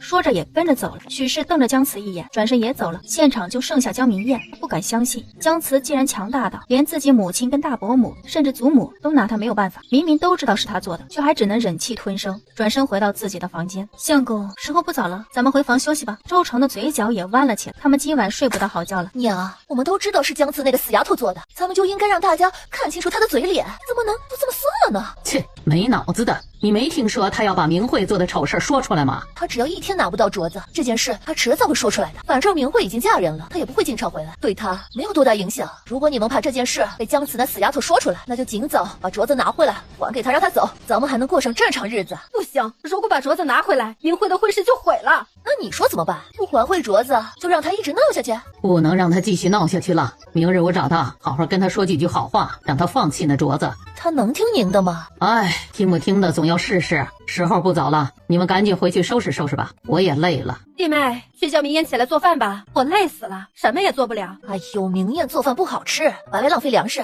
还是咱们一起去做吧。许氏知道周氏舍不得他姑娘做，不过江明艳做的饭的确不好吃，他只能跟着周氏去了灶房。伯母也起来了，今儿个多做2个人的饭菜，等会儿叫阿慈夫妻2个过来一起吃饭。什么？让他们过来吃饭？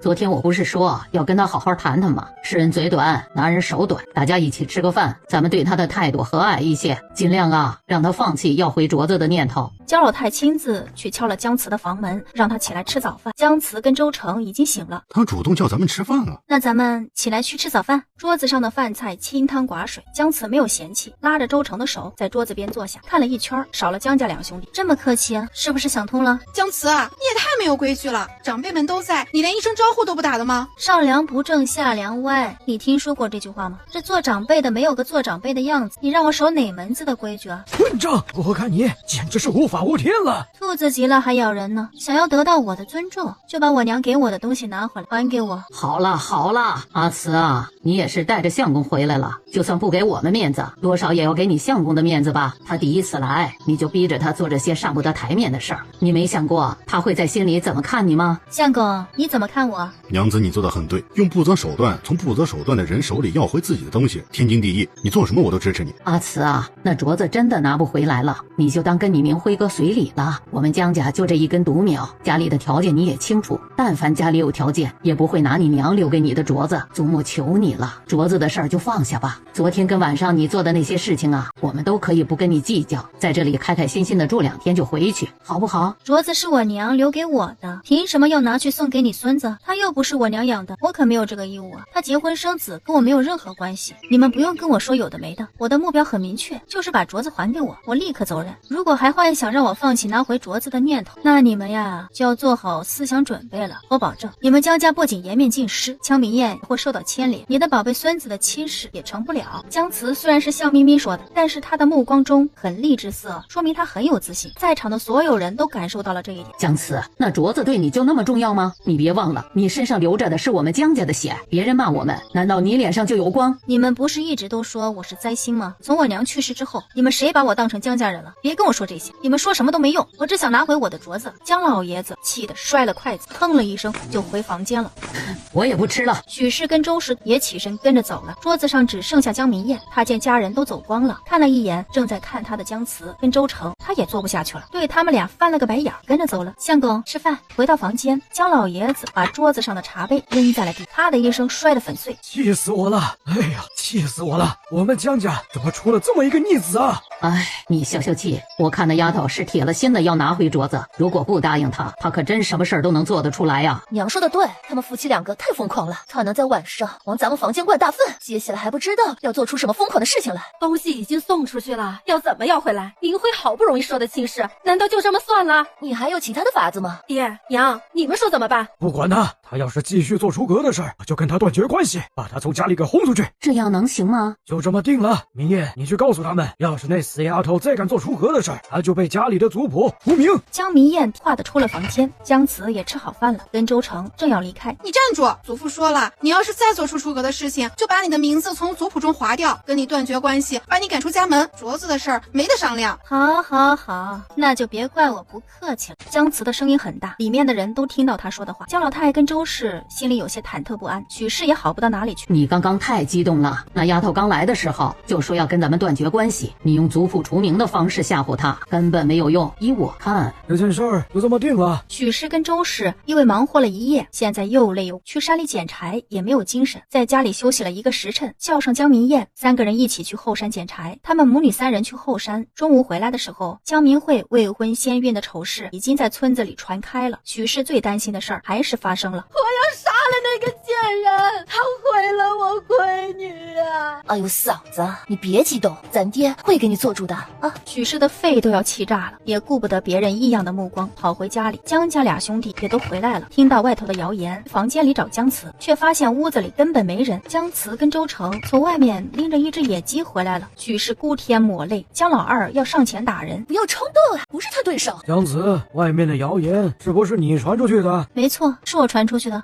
你，我今天去了金湾子村，跟那里的村民说了咱们姜家人的德行，说了你们抢了我母亲留给我的镯子，用来当聘礼，还说江明慧抢了我的亲事，并且未婚先孕，等等等。相信这件事啊，已经传进你亲家人的耳朵里了。不出意外的话，今儿个晚上他们就会找过来。江明辉的婚事啊，恐怕要完蛋喽！你这个小贱人，你太恶毒了，我要杀了你！话刚说完，气急攻心，昏了过去。姜老太有经验，蹲下来掐他的人中，许氏这才苏醒了过来。姜老爷子也气得心口疼，姜家的名声是彻底被这死丫头给毁。你滚出去！我们家没你这个子孙，我要把你从族谱中除名。没人稀罕当你的子孙，但是东西呢，我还没有拿到，我就不会出去的。我已经去找阿公了，把事情都跟他说了，他是个公平公正的人，他会为我做主。姜老爷子本就跟阿公不和，现在他要去找那个老东西来断他家的爱，这老脸还往哪里放呢？气急攻心也昏了过去。又是一阵手忙脚乱，把人抬进了屋子，里面的动静也陆陆续续引来很多看热闹的人。你们家的事儿我们都听说了，那是人家母亲留给他的遗物，你们拿去给江明辉下聘礼，是怎么一回事呢？没有这样干的，还是把东西要回来还给人家。是啊，东西是小，名声是大，你们也要为明辉今后的婚事着想不是？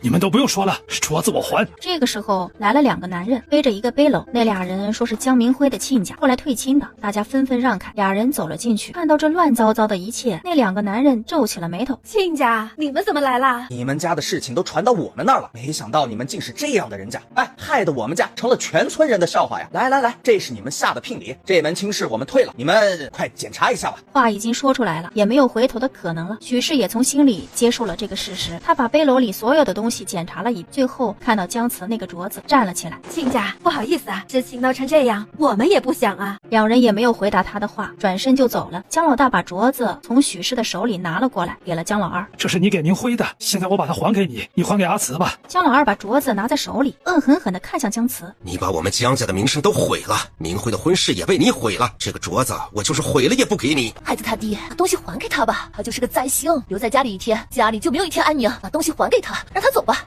是啊，他要的就是这个镯子，还给他吧。姜老二很不甘心，但他知道姜慈那个死丫头要是拿不到镯子，是不会善罢甘休的。重新把目光看向姜慈，把手里的镯子扔给了他。破东西，还给你！从今往后你就不再是我的闺女，也不再是我们姜家的孩子，你的名字会从族谱中除去，我们姜家跟你断绝所有关系。姜慈从地上捡起了镯子，那是银子做的，镯子里面还刻着原主母亲的名字。东西到手，姜慈也算是安心了。最珍贵的东西已经在我手里了，至于你说的那些我都不在意。想断亲，还是写个字据吧。断亲书需要姜家寨最有威望的人来，这人就是阿公。姜慈之前跟阿公打过招呼，直接过来跟他们做了见证，签了字据，按了手印，还把周成提亲的那张狼皮也给要了回去。从今往后跟这家人没有任何关系了。姜慈带着周成去了杨婶的家里，自从原主的母亲去了之后，杨婶给他不少关爱，原主把他当恩人，在原主心目中的地位很重。姜慈把那张狼皮送给了杨婶，并且说好今后有机会一定会回来看看他。从杨婶家里出来，姜慈带着周成去了母亲的坟地，周围的野草被清理得干干净净。真奇怪，谁会这么好心把这里清洁得这么整洁？是我。是你？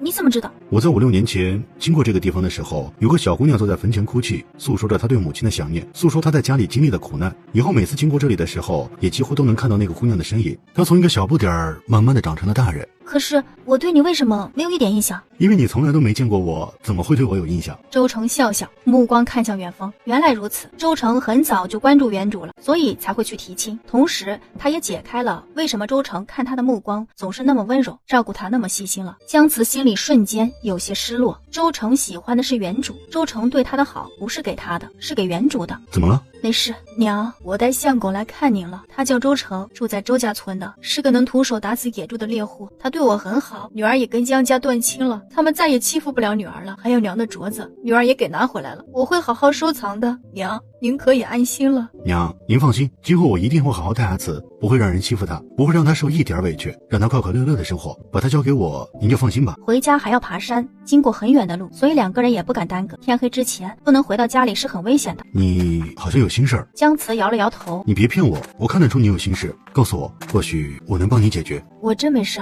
镯子拿回来了，也跟那家人断了亲了，今后我就可以自由自在的过日子了，我心里高兴。真的？真的，我就是走路走得有些累了，你不用担心我。我来背你。不用了，我没有那么娇气的，我能走。不要耽误时间，你要相信我的能力。以后你什么时候想来看咱娘，我就带你过来，开心点，跟我说说话。好，相公，我有个问题想问你，你要如实回答，不能骗我。你说。你是什么时候喜欢我的？为什么要问这个？你别问我，直接回答我的问题。现在。你用狼皮去我家提亲，不是因为喜欢我？你还记得你被堂姐抢了婚时，你在你娘的坟墓前哭泣的事吗？我记得。你说你活不成了，继续留在姜家，最后也只有死路一条。你让你母亲把你带走，你想跳出火坑，我想拉你出火坑。我不愿意见到你这么年轻走上一条不归路。回去我就让我娘找到媒人去你家提亲。你说的是真的？当然是真的，我从来不说假话。那就好。你是因为这个心情不好的吗？我没有心情不好啊，你就别瞎猜了，我的身体已经恢复好了，你放我下来自己走。你走得太慢了，咱们得走快点，等到了山下再下来吧。我怕把你给累坏了。你听到什么了吗？没有，这附近好像有狼，地上的粪便都是新鲜的。怎么办？你别担心，我身上带着刀，不会有事的。不过咱们得赶紧离开这里。你还是把我放下来吧，你这样累坏了，要是遇到危险都没有力气了。越是怕什么就越来什么。他看到一只灰色的狼在左上方一闪而过，随后有鸟儿山鸡四处逃窜，灌木丛哗啦啦的响了起来。有东西啊！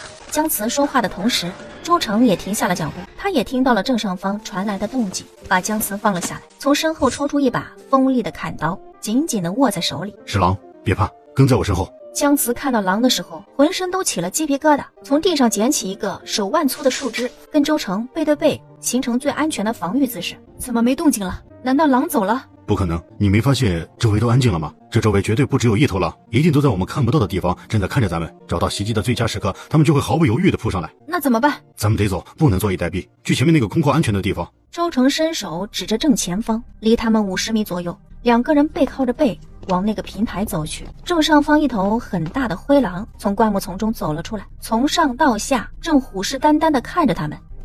我看到狼了，它出来了。我这边也出来了一个，不，2个，快走，不能再往前走了。你靠在这棵树上，盯着下面那头狼，我来对付上面的那2个。不要害怕，我会保护你的。他们怎么不动了？我手里有刀，他们不敢上前，他们很聪明，是想拖着我们到天黑。现在几点啊？3点左右了，不能跟他们耗。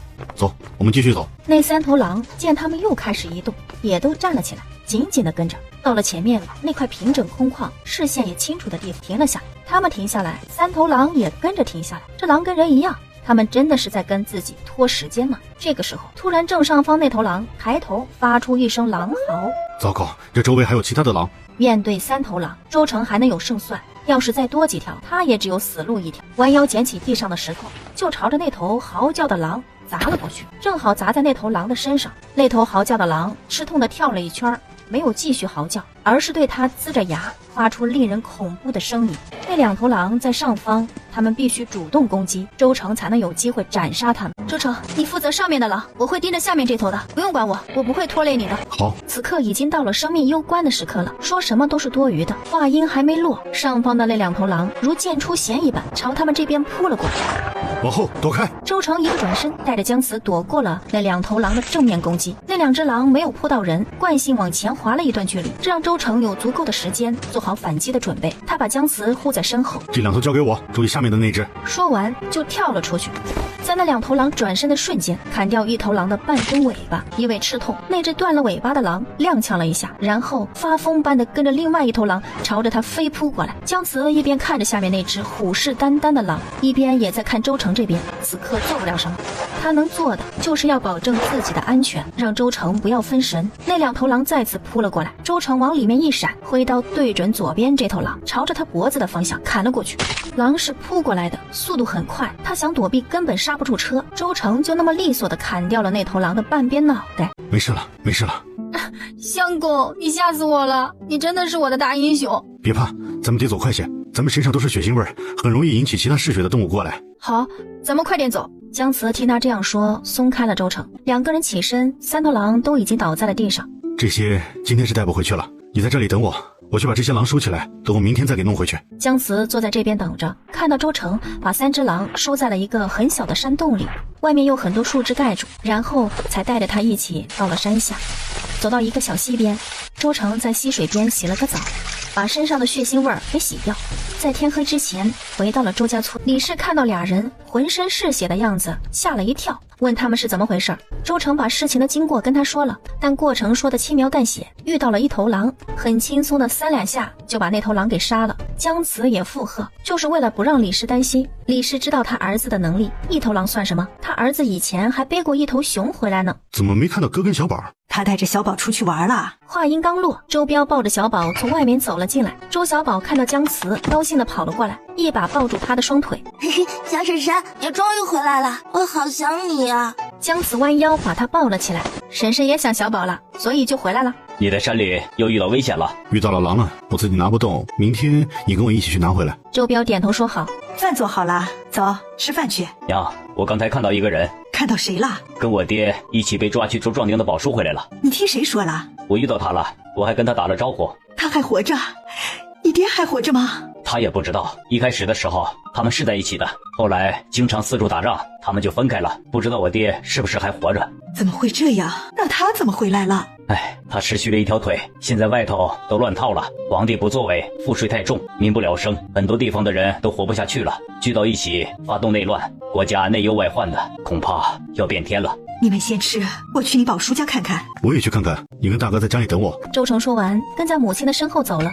姜慈抱着周小宝对周彪说：大哥，咱们先去吃饭吧。周彪点点头。3个人吃完饭，周成跟李氏都还没有回来。周彪看他们还没回来，就去了宝叔家找他们。姜慈去自己房间洗了澡，换上干净的衣服，然后给小宝也洗了澡，在他的房间里玩。天完全黑了，小宝都快要睡着了，周成才回来。怎么这么久才回来啊？问到有用的信息吗？我爹可能早就不在了。宝叔跟爹分开之后，就再也没有听说过他的任何消息。宝叔说，每一场仗少则几百人，多则上万，甚至几万人丢掉性命，有头被砍下来的，有很多被战马踏碎的，死去的士兵堆在一起，跟一座小山一样，很多士兵都看不出是谁。别难过了，一切都是天意，没有消息其实就是好消息啊，也许咱爹还活着呢。我明白，其实我早就接受了爹不在了的事实，只是宝叔这次回来，我又有希望罢了。阿成，我带小宝回去睡觉。周成把睡得迷迷糊糊的周小宝给抱了起来，走到门外给了周彪，跟娘说说，让他想开点。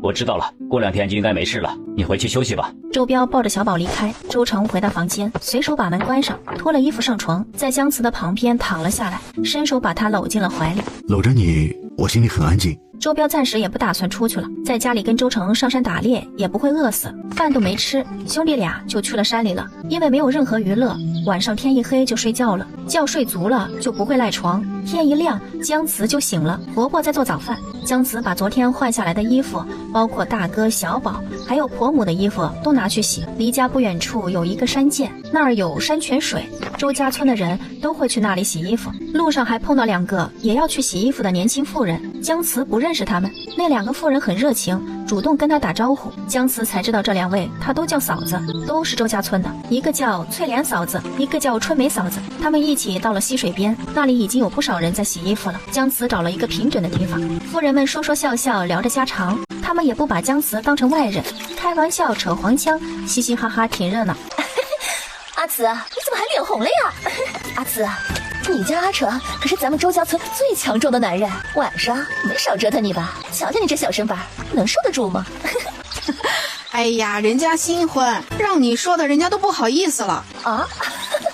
有啥不好意思的呀？都是一应过来的嘛。哎呀，我记得我新婚那会儿啊，我家男人一忙活就是1晚上，我第2天都爬不起来。再加上现在，多少天也没有一回，吭哧吭哧2下就完事儿了。哎，姜子忍不住跟着大家笑了起来。回到家晾好了衣服，周成两兄弟还没有回来，咱们先吃，别等他们了。李氏把饭菜已经端上了桌子，稀饭、饼子，还有一碟用不知名的野菜腌制的小咸菜。周小宝只吃了2口就不吃了。小宝，怎么了？祖母，您不是说等我二叔跟小婶婶回来，把笼子里的那只野鸡跟野兔子炖了，给小婶婶补身体的吗？现在小婶婶都回来了，您怎么还不做呀？你这个小鬼，是你自己嘴馋了吧？拿你小婶婶做借口。祖母，我没拿小婶婶当借口，你自己说的呀。姜慈心里暖暖的，婆母也是挂念着他的。我是说过下午不行吗？哪有大早上炖肉吃的？小婶婶，你听到了吗？祖母说下午可以吃肉了。说说笑笑吃了一顿早饭，婆母背着背篓要去附近找蘑菇，下午炖肉吃。姜慈在家闲着也是无聊，也想跟婆母去周围转转。小宝见他要去，也要跟着去。李氏并没有拒绝，姜慈也背着一个背篓，拿了一把刨地的短把掘头，跟着婆母一起去后山寻找蘑菇。路上，李氏询问他娘家的情况，姜慈没有任何隐瞒，把事情的经过简单的说了一遍。你这样做不怕后悔吗？我回去除了拿回我娘的东西，跟他们断绝关系，是我的第2个目的。只有脱离他们，我才有可能彻底自由。娘，咱们就在周围找找吧，山上危险。没事儿，这附近没有大型的野物，我们经常来这里的。李氏一点都不担忧，见婆母都这样说了，要是危险的话，她肯定也不能带她跟小宝过来，所以也就放下心开始爬山。山坡上长着很多野草，同时也都是可以食用的野菜。他看到了野韭菜，他蹲下来用掘头把那野韭菜装在了背后的背篓里。婆母低着头找蘑菇，让他带好小宝，不要跟丢了，听到了没有？要在我的视线范围内，不能瞎跑。小婶婶，你放心，别跟我说了，我是个男人，男人是要保护女人的。您和祖母都是我的保护对象，我不会乱跑的。周小宝的话把姜慈跟李氏逗得哈哈大笑。姜慈找到很多野菜，他还看到好几棵长在一起的花椒树，果实挂满了枝头，只不过都还是青色的，没有成熟。他摘了一把，等到这些野花椒都成熟了，他再过来采摘。回去的时候，婆母的背篓里有大半的蘑菇，上面还找到一些野菜。姜慈看到能吃的野菜一个也不放过，满满一背篓的野菜。在寻找野菜的过程中，他还发现了好几种野果，也都给摘了下来。回去的路上给小宝当零食，小宝吃个开心，小嘴巴巴说个不停。李氏也很开心，自从姜慈来到他们家里，小宝整个人都开朗了。路上遇到进山的村民，还互相打了招呼。婶子，你们赶紧回家看看吧，周彪、周成两兄弟从山里带回来3头狼呢，能卖不少钱呢。李氏一怔，有些不敢相信，不是说1头狼吗？跟那人告别之后，3人脚步放快往家里走去。周成跟大哥周彪抬着3头狼回到家门口，却发现家里大门紧闭，门上还落了一把锁。周彪上前把锁打开，回到家没有看到人。周成两兄弟都很担心。大哥，你把狼皮剥下来，我出去看看娘跟阿慈去哪里了。好，你去吧。走到村口的时候，远远看到3个熟悉的身影，那不是阿成吗？二叔，周成弯腰把小宝抱在怀里。二叔，听说你带了3头狼回来，是吗？是啊，今天咱们不吃鸡肉了，吃狼肉啊！太好了，要吃狼肉了。小婶婶，咱们有狼肉吃了。你们都没受伤吧？没有。真的，可不许骗我。我什么时候骗过你啊？没受伤就好。不是让你在家休息的吗？我在家也无聊，就跟娘出来转转。天气太热了，这狼已经死了10多个时辰了，肉也不太新鲜了。本来也没打算卖，刚才回来的时候，大家都看到咱们打了3头狼，把这些肉分给村民吧。哦，我看可以。李氏跟姜慈也都没有意见。李氏带着姜慈去通知各家各户来家里分肉，姜慈跟着婆母一家一户绕着村子一圈，知道了跟每家每户的关系，也知道了怎么称呼。整个周家村的人都通知完了，大家跟着他们一起回家去拿肉。肉被周成两兄弟都分好了，跟着来的村民排着队，一家拿一份，每个人的脸上都是喜气洋洋的。村民们走了之后，李氏把留下的那半只狼肉放在锅里煮熟，肉香味弥散在院子里。小宝不断的咽着口水，周氏忍不住跑去找祖母。祖母，好香啊！什么时候能吃？我想尝一口。吃吧。祖母，我要拿去跟小婶婶一起吃。好，让你婶婶尝尝味道咋样？周小宝抱着碗，迈着小短腿从灶房里跑了出来。小婶婶，奶奶给了我一块肉，你先尝尝，看看好不好吃。小宝自己吃，婶婶没洗手呢。婶婶，小宝的手干净，小宝拿给你吃。姜慈真的被感动了，这小家伙时时刻刻想着自己，张嘴接了周小宝送过来的肉。婶婶，好吃吗？好吃。小宝也吃。自从弟妹来了咱们家，小宝整个人都变了，看到他这么活泼开朗，我真的很高兴。小宝这是把阿慈当成了母亲啊！大哥，你现在还年轻，让咱娘找媒人给你说一封房媳妇儿，总不能这样过下去啊。我没有这个想法。哥，你不会还在等着他回来吧？怎么可能啊？他既然选择放弃我跟小宝，怎么可能再回来？要是他真的回来了，你还会接受他吗？不可能。李氏炖了一锅肉，拿出自己酿的米酒，每个人倒了半碗。祖母也给小宝倒一点吧，小宝也想喝。你还太小，不能喝。娘，没事，米酒度数不高，喝一点不碍事的。小孩子不能喝酒的，我小时候喝过一次，醉酒差点没醒过来。真的吗？那小宝听小婶婶的话，不喝了啊。你不能喝酒就不要喝了。我说那是小时候，我现在长大成人了，喝一点没事的。你真的可以吗？没事的，喝点酒，我还能多吃几块肉呢。说得对，阿慈想喝酒，让他喝点。好吧，少喝点。相公，这米酒甜滋滋的，真好喝，给我多倒点。周成见他脸没红，拿着酒坛子又给他倒了一些，再多倒一点儿，我2口就喝完了。没事儿，不用担心。周成给他倒了半碗，姜慈这顿饭吃得很愉快。吃完了饭，收拾完回到房间，后劲儿就上来了，头脑晕乎乎的，身体轻得像根羽毛。看到进来的周成，姜慈疑惑出声：“相公，你怎么变成2个人了？相公，是你吗？我怎么看不清你的脸啊？”周成见他傻乎乎的样子，嘴角勾了起来：“怎么能有这么好看的男人呢？”那你喜欢吗？喜欢，当然喜欢。娘子，今晚咱们圆房可好？姜慈早已经被他撩拨的不知道东西南北了，他伸手勾住男人的脖颈，主动吻上他的唇。周成整个人像是被点燃了，身体积聚的热量烧得他要爆炸，直接打横抱着姜慈，把他放在了床上。紧接着迎接姜慈的是狂风暴雨般的吻，让他整个人都深陷其中，回应着周成的每一份热情。窗外草丛里的蝈蝈神在唱着千篇一律的小曲儿，微风拂过，树叶发出沙沙的声响，夹杂着床板那不堪重负的咯吱声，在这个夜晚谱写了一曲最优美的乐章。不知过了多久，世界安静下来，周成清空了存粮，心满意足把姜慈搂在怀里。你喜欢吗？不喜欢。不喜欢？为什么？有点疼。严重吗？给我看看。现在不疼了。是我太用力了，下次一定注意。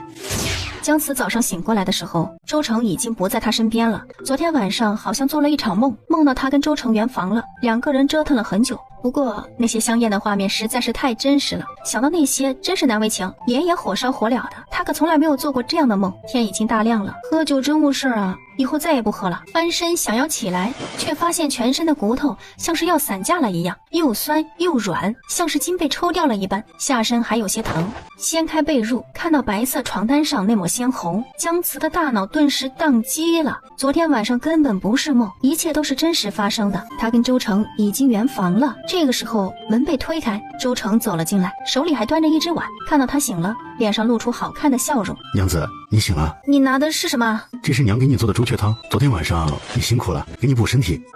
你跟婆母说了？我没有，昨天晚上动静太大，她听到了。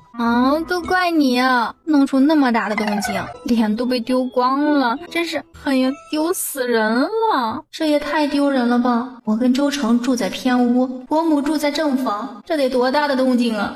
我也是头一回，没有经验，控制不住啊。下次动静小一点，娘不是外人，她不会笑话你的。你看，还不是给你做了猪血汤吗？来，喝了吧。周成把那碗猪血汤端到姜慈面前，姜慈也没有生气，他只是有些难为情，喝了猪血汤。姜慈穿衣服起床，你再多睡一会儿吧，等娘把饭做好了，你再起来。周成出去以后，姜慈也起来了，出了门看到大哥在院子里劈柴。周小宝看到姜慈迈着小短腿，开心的跑了过来。小婶婶，你怎么起来了？二叔跟我说你不舒服，要多睡一会儿的。婶婶现在好了，可是婶婶，你的脸还红红的。周彪放下手里的斧头，过来抱起小宝。你这小子话真多，不要一大早就缠着婶婶，婶婶还有事呢。然后就把周小宝给抱走了。姜慈一想到昨天晚上的事，就尴尬的要死。大哥跟他们住在同一个院子里，既然婆母都听到动静了，那大哥肯定也听到了。都是周成那个家伙，没轻没重的，圆个房，你的家里人都知道了。越想越来气，周成打了山泉水回来给他洗漱，姜慈都不想搭理他，见他洗漱好了还不理人。娘子，你是不是不舒服啊？没有。那你为什么不理我？我没有。你有，你快跟我说。周成说着，伸手把他圈在怀里。哎呀，松手！大哥他们还在外面，昨天晚上弄出那么大的动静，已经够丢人了。你现在又搂搂抱抱，被人看到多难看啊！你是我娘子，我搂我自己娘子有什么难看的？再说了，昨晚上弄出那么大的动静，也不能全怪我一个人呀。你都不知道，昨天晚上你比我还主动呢。你不许再说了，他的小娘子简直太可爱了。怎么办？我好像……你脑子里想什么呢？大哥还在外面呢。周成话还没有说完，就被姜慈推了出去。他也感受到了这男人的变化。姜慈觉得自己的脸都要熟透了。周成坏笑的放开他，不逗你了，你也不许生气了。我不生气了，你放开我。周成这才松开手。小婶婶，祖母把饭做好了，让我喊你们过去吃饭啊。小婶婶，你的脸怎么了？小婶婶在补水。补水？补水做什么？补水就是可以让婶婶的皮肤白皙更好看。哦，怪不得小婶婶长得这么好看，原来是经常补水啊。你说对了。他站起身，伸手牵着周小宝。好了，咱们该去吃饭了。吃完了饭，周成跟周彪两兄弟去附近的山里打猎。你好好歇着，你跟阿成才圆房，第一次是很不舒服的。你带小宝就在家里歇着吧，衣服由我来洗。娘，我自己没问题的。听娘的，你现在主要的任务就是把身体养好。你们现在圆房了，你们这么年轻，孩子说有就有了。我的年纪也不算大，家里的这点活我自己能干完。婆母走了之后，姜慈带着周小宝在家里。周小宝用树枝在地上写字，写得有模有样。姜慈看他写得认真，觉得这孩子今后肯定有出息。哎，妹子在家呢。姜慈抬头看到是村里的翠莲嫂子，她正笑眯眯地走了过来。你俩这是干啥呢？嫂子，我看小宝写字呢，快进来坐。啊，你家来亲戚了？姜慈被他问得莫名其妙，摇了摇头。没有啊，嫂子，您怎么会这么问呢？哎，我在后山挖了野菜回来，路上遇到一个公子来打听你们家的情况，我就跟他说了你们家的位置，他还说知道了，怎么会没来呢？姜慈的好奇心也被勾了起来。前2天被抓去做壮丁的宝叔回来了，难道这个人是阿成的父亲？可是他才走了10年，不可能连家都找不到呀。嫂子，那人多大岁数？高矮胖瘦？你给我说一遍。个头不高，不胖也不瘦，皮肤有点黑，皮肤紧致，看起来岁数不大，差不多20出头，30不到的样子。我也没见过这个人，等我娘洗衣服回来问问他。这人也奇怪，既然都知道了你们家的位置了，还说过来看看，怎么就没来呢？这件事儿还是得问婆婆，或许她能知道。翠莲坐了一会儿，说了一会话，然后就走了。没过多久，伯母洗好衣服回来了，姜慈跟她一起把衣服晾好，就把翠莲跟她说的事儿跟婆婆说了。李氏听了半晌，因为他们住在深山里，跟外面的亲戚也很少来往。如果真有这么一个人，其实也不奇怪，只是这个人已经过来打听了，然后却没有来家里，这倒是有些奇怪的。算了，没来，或许有其他的原因吧。姜慈心里虽然还有些疑惑，但是婆母都这样说了，她对婆家的亲戚也不了解，也就把这件事儿给放下了。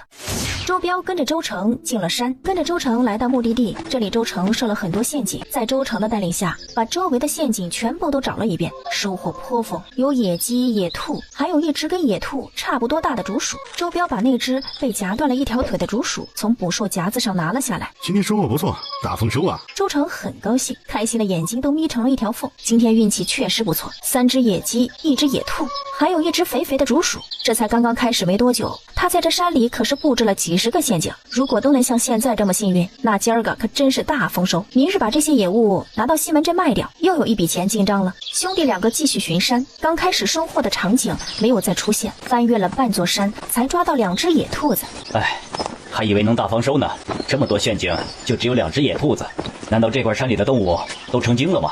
哎，你可不要小看这些东西啊，个个可是聪明的很。今天咱们能有这些收获已经不错了。话音刚落，不远处的草丛里传来叽叽叽的笑声。什么东西？是狐狸的叫声。说完就朝着声音的方向快速跑了过去。周彪反应过来，也跟着他跑了过去。穿过那茂密的灌木丛，一只雪白的成年狐狸在地上翻滚挣扎。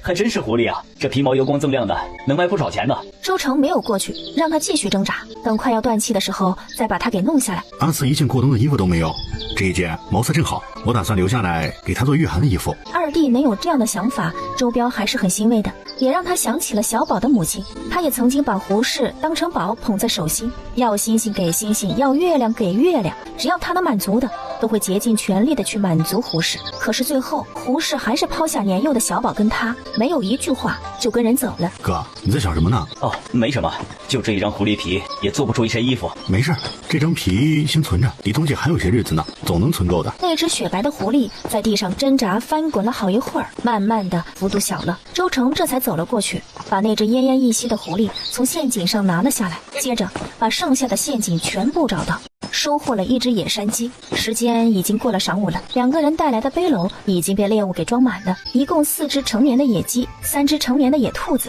，1只竹鼠，1只成年的狐狸。今儿个收成不错。收工了，咱们回家。周彪看了眼天，根据他的经验，2点左右，这个时候回去有点早。会不会有点早啊？咱们还可以再打几只回去。回去太晚，阿慈会担心的。今天收获也够了，回去吧。周彪马上明白了，原来是这个原因。好，那咱们回去吧。为了防止血腥味引来嗜血的动物，割了一些野草放在背篓上面，盖住了打到的猎物。两兄弟转身按原路返回。刚才进山的时候，周成一路上也都在留意，他知道哪儿有野果，回去的途中摘了不少野果。幸运的是，还发现了一窝野鸡蛋。野鸡蛋并不是稀罕的东西，他进山打猎，看到野鸡多的地方，根据野鸡的习性，想要找到它的窝是很容易的事情。周成把野鸡蛋收了起来，放在了背篓里。两个人今天的心情都很好。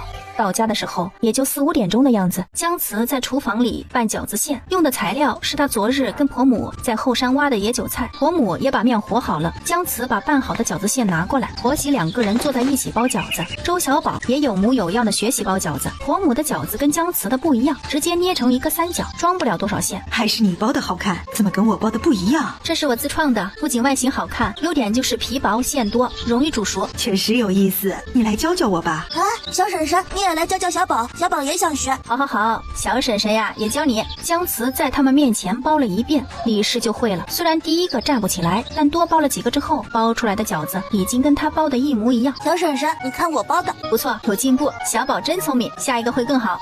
我下一个一定会包得更好。周小宝听到夸奖，大受鼓舞。小宝，去一边玩吧。我不去，等我学会了包饺子，以后也能帮你一起包。小孩子嘛，动动手没有坏处的，还能锻炼大脑呢，会更聪明的。我是怕浪费。不会浪费，小宝包出来的饺子我吃。你呀，年纪轻轻的，比我还会带孩子。婆媳2个说说笑笑，听到院子里俩兄弟的说话声。金哥回来还挺早的，应该是收获不错，快出去瞧瞧。姜慈也正有这个想法，把手里的饺子包好。周小宝已经第一个跑出去了，姜慈随后也跟着出来了。爷，二叔，你们回来了。周成把摘来的野果拿了出来，瞧瞧，我给你跟小婶婶带来了什么？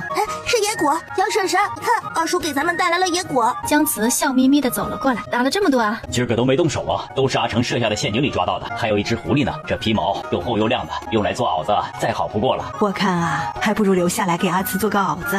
还有2个月就入秋了，山里的气温低，没有御寒的袄子可不行。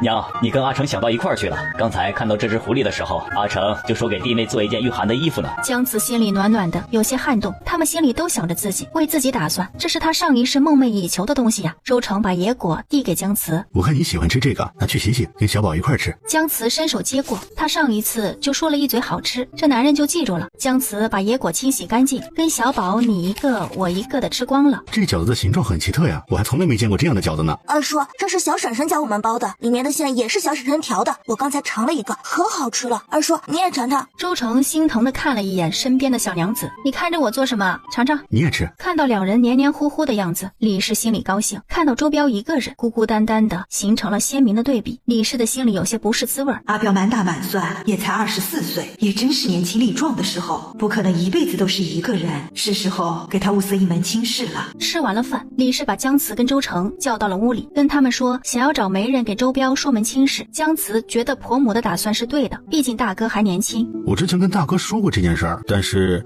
大哥好像没有这个想法。大嫂突然的离开，对他的伤害很大，想要给他说清，必须得让他同意才行啊。你说的不错，都是那个女人害人不浅。你大哥对她多好，天天捧在手心里，恨不得把心都挖给她。在家守不住寂寞，跟一个收皮货的跑了，让我儿子至今都无法释怀。从婆婆房间里出来，2人回到自己的房间。周成顺手把房门关上，从身后把姜慈抱了起来。哎呀，你干干啥？天还早呢。你会不会突然离开我啊？姜慈有些怔愣，周成见他没有回答，好似在犹豫，心里闪过一丝不安。你在犹豫？我没有犹豫，只是你为什么突然问这样的问题啊？你先回答我的问题，你会不会突然离开？姜慈还是认真的想了一下，周成虽然是个山野莽夫，但人长得好，品性好，知道疼人，对他呵护备至，跟周成生活在一起，什么都不用他操心，还有整个家庭氛围也好，让他活得轻松，一点压力都没有。最重要的是，他已经爱上这个男人了，是要跟周成过一辈子的。不会，你是我相公，咱们今后是要过一辈子的。你说的是真的？当然是真的，只是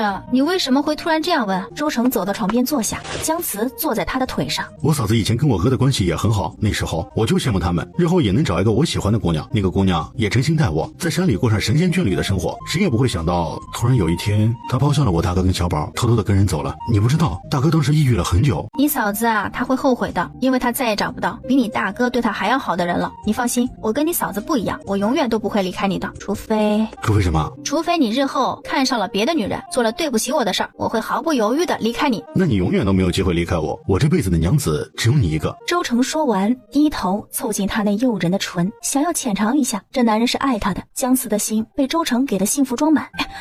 天还没黑，话还没说完，他的双唇再次被捕获，两个人双双翻滚到了床上。你轻一点，别弄出动静来，娘他们还没睡呢。周成此刻正上头，嘴上答应，可行动上没有一丝懈怠。姜慈也从虚幻中回到现实，窗外的天已经完全黑了下来。这次你喜欢吗？不喜欢。是我不够努力了，要不再来一次，我一定让你满意。说完就把姜慈抱了过去，翻身压了上去。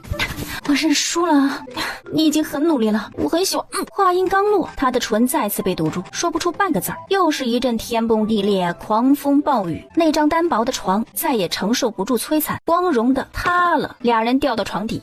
都怪你啊，让你轻一点，现在床塌了，要是让娘跟大哥知道了，多丢人呢。这床也太不结实了，明天我就找木匠做一个结实的大狗。那今儿个晚上怎么睡啊？修一下就好了，用不了多长时间，等一会儿就好。姜慈想到发生的事情，真是好气又好笑。他从来没听说过睡觉能把床给睡塌的。周成去杂物间里找来工具，把塌陷下去的木板拿了下来，断掉的木条重新固定，然后把坏掉的木板重新搭在上面。将就着睡几天应该是没问题的。天刚蒙蒙亮，周成就醒了，看着怀里还在熟睡的小娘子，周成的心里幸福的就像是吃了蜂蜜一样甜。他恨不得一天到晚把这个小女人拴在自己身上，不让离开自己的视线。只是他今天有事儿，他要去山上找结实的木材，重新做一张床，刻不容缓。于是轻手轻脚的下了床，走出了房间。哎，起这么早做什么？我要上山去找木材，房间里的那张床太小了，而且也有些年代了，木头都朽了，我想重新做一张。也行啊，你睡的那张床确实已经很多年了。姜慈醒过来的时候，窗外的天已经大亮了。他躺在床上不想起来，听到院子里有说话的声音传了进来。祖母，小婶婶怎么还不起来？她是不是生病了？小婶婶啊，只是太累了，睡个懒觉，咱们不要打扰她。可是小婶婶到现在还没吃饭呢。小婶婶还不饿，要是饿了，她自己就起来了。走，跟祖母进屋，外头太热了。姜慈听到外头的说话声，心里暖暖的。姜慈忍着浑身的酸软，从床上爬了起来，想把自己换下来的衣服拿出去洗，找了一圈也没有找到，不用想，肯定被周成拿出去了。拉开房间的门，就看到院子里晾晒着很多洗好的衣服。姜慈洗漱完，李氏笑眯眯的从灶房里走了出来。阿慈啊，洗好了，过来吃饭。娘，我起晚了，反正也没啥事儿，不用在意这些。小婶婶，快去吃饭吧，我等你很久了。娘，大哥跟阿成呢？你大哥去西门镇卖野物了，阿成去山里了。那么多野物呢，大哥一个人拿得了吗？不是说他们兄弟两个一起去的吗？不过是百来斤的东西，对咱们山里的汉子来说并不算什么。阿成进山也有重要的事做。周成进山打猎确实也是重要的事儿。你带小宝在家，我去砍些柴回来。娘，我跟你一起去，反正在家也没事儿。我也去，我也去。好，那就一起去，反正也不远。姜慈也背了一个背篓，跟着李氏一起出了门。三个人回到村里，已经中午了。大哥周彪也从西门镇上回来了，那么多的野物卖了2两银子，这算是不小的收入。他早上没有吃饭就走了，去了西门镇也没舍得花钱吃一顿，又急急匆匆的回来了。姜慈给他做了一份葱油面条，大哥一口气就给吃完了，还夸奖他做饭的手艺好。老大，你宝叔说外头到处都在打仗，西门镇有没有受到影响？没有，西门镇没有什么变化，热热闹闹的，跟往常一样。那就好，我担心要是西门镇都乱了，那咱们住在山里的人也不安全了。娘，您担心的太多了，要是连咱们这里都不安全，那整个大元朝啊就没有安全的地方了。李氏眼尖，看到周彪大腿外侧的衣袍上多了一道口子，这是怎么回事？衣服怎么会坏了呢？没事，在西门镇遇到贼人当街抢劫一个姑娘的钱财，我就上前把人教训了一顿，衣服就是被他们用刀子划伤的。什么？遇到贼人了？你受伤了没有？没有，您看我这不是好好的吗？真的？娘，您儿子多强壮啊，吃亏的是那些贼人。李氏听他这样说也放下了心，知道周成还没有回来，去后山找周成。刚出了村子，就看到不远处一个熟悉的身影扛着木头朝这边走来，周彪小跑着迎了上去。哎，阿成，你就不能等我回来跟你一起把木头抬回来啊？快放下，我跟你抬。哥，你回来了，今天去镇上顺利吗？还行，一共卖了2两银子，还打了一架。还打了一架？怎么回事？说给我听听。周成一听来了兴趣，周彪把事情说了一遍。哥，人家姑娘为你明的呢，你怎么不告诉她呀？说不定就能成就好姻缘呢。你说什么呢？不过是萍水相逢，怎么能扯到姻缘上了？你脑子里想什么呢？兄弟两个说说笑笑的抬着木头回了家里。你们成亲太匆忙，房里的东西都没来得及换，现在事情也不多，你大哥也在家，把你房里的东西都换了。姜慈很感激婆母为他化解了尴尬，两兄弟用了一下午的时间，从后山运回来不少木料。第二天，木匠带着他的2个徒弟就上门了。事情就是这么巧，姜慈竟然看到原主的堂哥姜明辉。姜明辉在外面跟师傅学习木工手艺，当学徒已经学习了半年时间。这个堂哥因为是家里唯一的独苗，从来不把原主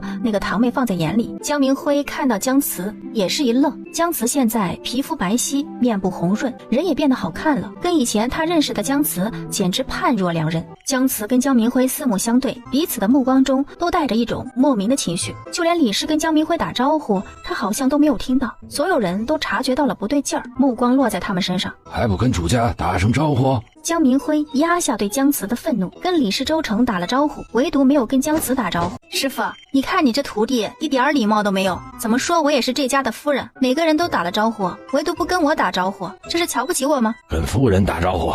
师傅，您就不要勉强他了，这人好像对我有很大的意见呢，我们可不敢用这样的人，要不您让他回去吧。我并没有做错什么，只是没有跟你打招呼，没必要做这么绝吧。你闭嘴，跟主家打招呼，这是最基本的礼貌。我跟你说过，要想学手艺就要好好学，不想学还给我找麻烦，那就离开。道歉就不用了，对我娘子不敬，也就没有必要再继续留下来了。师傅，您的口碑很好，可不能毁在一个学徒身上啊。连我的话也不听了，今后也不用继续跟我学了，回家去吧。姜明辉很想转头就走，他一眼都不想再看到姜慈那张可恶的脸，但是手艺已经学了一半，就这样回去，高不成低不就的，什么也做不了。夫人，我给你道歉。我见你心不甘情不愿的样子，还是算了吧。他不能因为一时之气把学徒的身份给弄没了。他深深地对着姜慈鞠了一躬。我道歉是真诚的，请夫人能让我留下来。这孩子平时也不这样，我也需要帮手，能不能给我一个面子，让他留下来？好吧，那就看在师傅您的面子上，我就不跟他计较了。我夫人大度，不跟你计较，希望在我家里干活的这段时间里能老老实实的。还不谢谢夫人？谢谢夫人。姜慈是个贱丫头，在家里地位这么高。姜慈离开之后，老木匠带着2个徒弟开始干活。你跟这家夫人什么关系？我们没有关系。我瞧着你们剑拔弩张的样子，可不像是没有关系。确实没有关系，我只是不喜欢他那副强势的样子。咱们是来干活挣钱的，你要认清自己的身份。主家只要给钱，咱们只需要低头干活，你管人家强不强势？我呀，先把丑话说在前头，想要留下来继续跟我学习手艺，就老老实实的，别给我惹麻烦。姜明辉学艺这半年以来，师傅从来没有跟他说过这么重的话，都是姜慈那个小贱人故意找他麻烦。阿慈啊，你跟那人认识？婆母李氏、大哥周彪也都好奇的等着他的答案。他是我堂哥姜明辉。听到这个答案，周成明白了姜慈为什么会对他那种态度了。他知道姜慈对姜家人的厌恶。还真是巧啊，怎么就能把他找来了？如果你不想看到他，我可以过去找老木匠把他赶走。不用，他既然想留下，那就让他留下来。我看呢，他对你有一肚子的意见，又是年轻气盛的，容易冲动的年纪。阿成说的对，不如直接把他赶走算了。大哥不用担心，姜明辉我了解他的性子，我知道怎么么对付他。周彪跟李氏都不明白姜慈的意思，但是周成明白，他们在姜家的时候，他可是见识过他娘子的战斗力的。姜明辉要遭殃了。平时的时候多注意点就行了，他翻不起浪花。大叔，快过来歇一歇，喝口凉茶。张三、明辉，你们也别干了，过来歇歇，喝口水。姜明辉本不想过来的，但是他的嗓子也早就渴得冒烟了，跟张三两个人一前一后走了过来。这是什么茶？还没喝着就这么香？这是蜂蜜茶，我先泡了茶叶，又在茶里加了蜂蜜，然后放在水里冰凉。大叔，您尝尝。这是我喝过最好喝的凉茶。嘿，姜明辉也被茶的味道震惊了。这死丫头还真是舍得。老木匠喝了茶水，姜慈把他的图纸拿给老木匠看。大叔，我想把床做成这样的，您看能做吗？老木匠拿过来一看，眼睛都亮了。这是你设计的吗？我从来没见过这样的床，太与众不同了。如果您能做出来，就照着这个样子做，可以吗？没问题，只要你有样式，我就能做得出来。姜慈离开之后，老木匠跟姜明辉和张三过来看草图，也都很震惊。姜慈竟然能设计出这么与众不同的床。老木匠看了他们一眼，看到了没有？咱们做木工活的不仅仅是手艺活，还要动脑子创新，设计出更好看的款式，找咱们干活的人才会越来越多。我没看出哪里好看了，不都是床吗？弄得那么花里胡哨的，还不都是睡觉的？哎，我虽然不知道你对他的敌意是什么，但是你要想在这个行业走得长远，就要学会有宽仁之心，好好干活吧。周成从山里回来，带回了2只成年的竹鼠。李氏让他杀1只，招待老木匠他们，把2个都杀了吧。都杀了，是不是有点多？娘，您就听我的。娘，就听阿慈的吧。这顿饭很丰盛，2只肥肥的竹鼠炖了一锅，捞出来有半盆肉，剩下的肉汤放上菌菇之类的配菜，做成了味道鲜美的汤。1份野菜腌制的小咸菜摆了一桌，主食是婆母烙的饼子。哎呀，你们太破费了。你们辛苦，师傅不用客气。我们住在山里啊，这些东西我们也经常吃。师傅别客气啊。姜慈的目光时不时地扫过姜明辉，他并不像老木匠跟张三一样吃得开心，他看起来心思完全没有在饭菜上，好像还一肚子的心事儿。姜慈的嘴角勾了勾，姜明辉这个人是姜家的独苗，不仅大伯一家把他宠上天，就连祖父祖母包括原主的父亲都视他为明珠，一家子都围着他转。他从小就认为他是家里的唯一，谁也不能比他好。姜慈之所以这样做，就是要让姜明辉看看他现在过得有多好。以姜明辉的性格，知道他每天都过得这么好，心里一定会嫉妒不平衡。有了这样的想法，他就会动坏脑筋，动了坏脑筋就要做坏事儿，那姜慈就会让他吃不了兜着走。吃完了饭，老木匠带着2个徒弟继续去干活。姜明辉把老木匠拉到一边，师傅，我有些事想要马上回家一趟，今天晚上就不回来了，明天早上过来，您看行吗？我们的工期只有7日，你如果没有特别重要的事，还是留下来干活。师傅，我真的有急事，我保证明天早上一定会回来的。好，只有这一次，明早最迟不能超过辰时，要是迟到了，你也就不用回来了。师傅您放心，明天辰时之前我肯定回来。师傅，他们要是问我去哪里了，不要说我回家了，您就说工具没带齐全，让我回去拿工具了，这样他们也不会说什么了。老木匠看了他一眼，还是点头答应了。姜明辉收拾了一下就离开了。张三凑到老木匠跟前，他1周前不是才回家的吗？也没听说家里有什么事儿啊。哦，还有啊，今天吃饭的时候我就看他心不在焉的，那么好吃的饭菜他好像都没胃口，现在又说要回家一趟，您不觉得奇怪吗？别人的事不要管，做好自己的事才是最重要的。在饭桌上，姜慈就在注意姜明辉的一举一动，这顿饭成功的得到了他该有的作用。姜明辉这是要去哪里？回姜家了。早上的时候让他走他都不走，这个时候却回姜家，为什么？回去跟把他当成宝贝的姜家人告状。你这么确定？我们好吃好喝招待他，还招待出错来了？姜家的情况你又不是不知道，天天清汤寡水的，看不到半点油心子，逢年过节才能舍得吃1次肉。他从小就不把我放在眼里，看到我现在过得比他还好，他心里不平衡啊。你之前要把2只竹鼠给炖了，不会就是故意让他心里不平衡吧？我确实是故意的。姜家人要是知道我过得这么好，心里肯定不平衡啊。他们见不得我过好日子，肯定联合姜明辉来给我使绊子，那我就可以没有任何心理负担，把姜明辉给毁了。姜明辉是姜家的命根子，命根子毁了，你说他们整个姜家会怎样？周成的嘴角勾了起来，伸手摸了摸他的小脑袋。我明白了，我的阿慈不仅人长得好看，还这么聪明啊！是我太了解他这个人了，如果我不先动手，咱们日后会吃大亏的。你不是跟师傅学手艺吗？怎么这个时候回来了？多危险呐！快过来，让祖母好好看看。是不是遇到什么事儿了？跟二叔说，我跟你爹给你做主。我的儿啊，饿了吧？娘去给你弄点吃的。你们什么都不用做，我这次回来是因为阿慈。阿慈，咱们都跟那死丫头断绝关系了，她是生是死跟咱们没关系。关于她的事儿，我也不想知道。是啊，不管她发生了什么，你也不能冒着危险回来。你要知道，你是咱们家的命根子，咱们家什么都可以没有，唯独不能没有你。你是咱们江家的根。江老太拉着江明辉的手，在桌子边坐了下来，就把他去江慈家里看到的仔仔细细说了一遍。听到江明辉的叙述，现场安静的就像是时间停止了似的。江明辉能理解他们的震惊。他上次回来之所以那样做，最终的目的不是镯子，而是为了跟咱们江家断亲。断了就断了，谁稀罕？二叔可不是这么说的，咱们家从小把他拉扯大，没有功劳也有苦劳。他在婆家吃香的喝辣的，他就应该顾着娘家。他回来闹那么一出，就是想跟咱们撇清关系，怕咱们沾他的光。他都是设计好的。明辉说的对，咱们被那死丫头给算计了，没想到那丫头竟然有这样的城府。现在说这些还有什么用？咱们跟他已经断亲了，断亲书都签了。祖母，所以我才替二叔感到不平，回来跟你们商量，看看怎么办。咱们总不能眼睁睁的看着那丫头吃香的喝辣的，对二叔不管不顾吧？断亲书可是你阿公做的见证，还有其他村民也都在现场。断亲已经是板上钉钉的事儿了，况且断亲也是你二叔亲自提出来的，已经成了事实，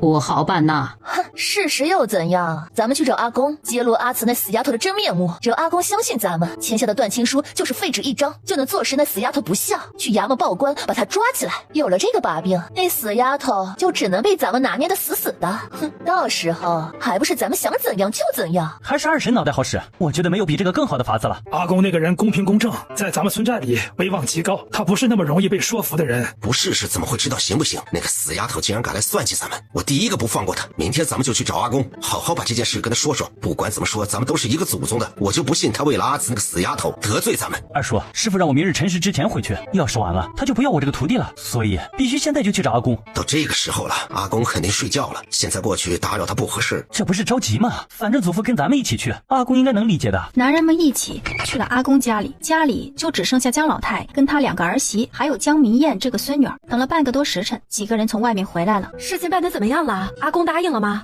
回屋再说吧。事情办得怎么样了？那个江耀祖一点面子都不给我，还当着我的面说我没有做好一个长辈，不应该跟孩子们胡闹，还说整个寨子里的人都在现场，是老二提的断绝关系。当初签断绝关系书的时候，我们都是同意的，整个江家寨的人都做了见证。他让我放弃这个想法。既然这条路行不通，那还有没有其他的法子？还能有什么法子？有断亲书，咱们就拿他没有办法。我看呢，还是算了吧，咱们不靠他也饿不死啊。那怎么能行？那咱们不是白养他了？出嫁的闺女都是要照顾家里的，他凭什么不出力？二婶说的对，今后咱们江家就靠我一个人，多一个人帮衬，我也能轻松一些。咱们这么多人，难道就想不出解决的办法吗？还能有什么法子？我有一个。二婶，快说来听听。周氏就把他的想法说了。不行，你出这主意太冒险了。你别忘了，那死丫头的男人叫周阎王，我不能让我儿子跟你们冒这个险。是啊，你这就是馊主意，我也不同意。我这个法子虽然有点冒险，但是成功的几率是很大的。要不你们还能有比我更好的法子吗？我觉得可以试试。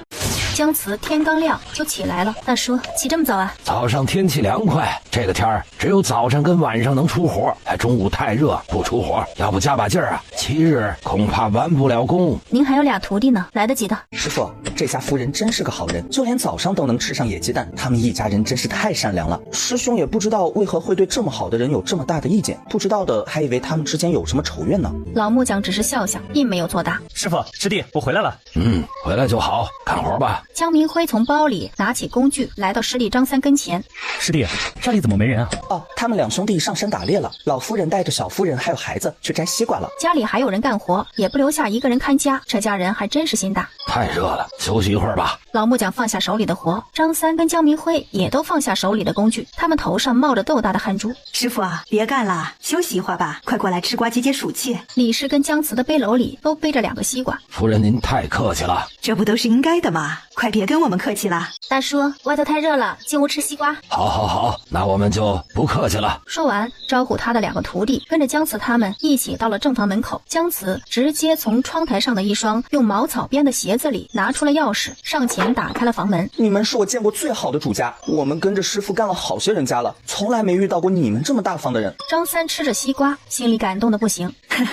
小兄弟过奖啦，你们干活也不容易，如果再吃不好，哪有力气干活呀？吃完了西瓜，老木匠他们去房间里休息。姜慈出了门，把钥匙放回了窗户上的茅草鞋里。到了下午，周彪跟周成两兄弟也从山里回来了，这次又带回来不少猎物，都是山鸡、野兔之类的小型动物，放在地上堆了一堆。打了这么多猎物，能卖不少钱吧？还行，也卖不了多少，也就2-3两银子吧。普通人家的话，1两银子够一家3口吃2个月的了。哎，他经常上山打猎，这家里得有多少钱啊？听着张三小声在他耳边一脸羡慕的说话，江明辉心里却在窃喜。周家的钱越多越好，姜子以为跟江家断了亲，他就跟江家没关系了，简直是做梦。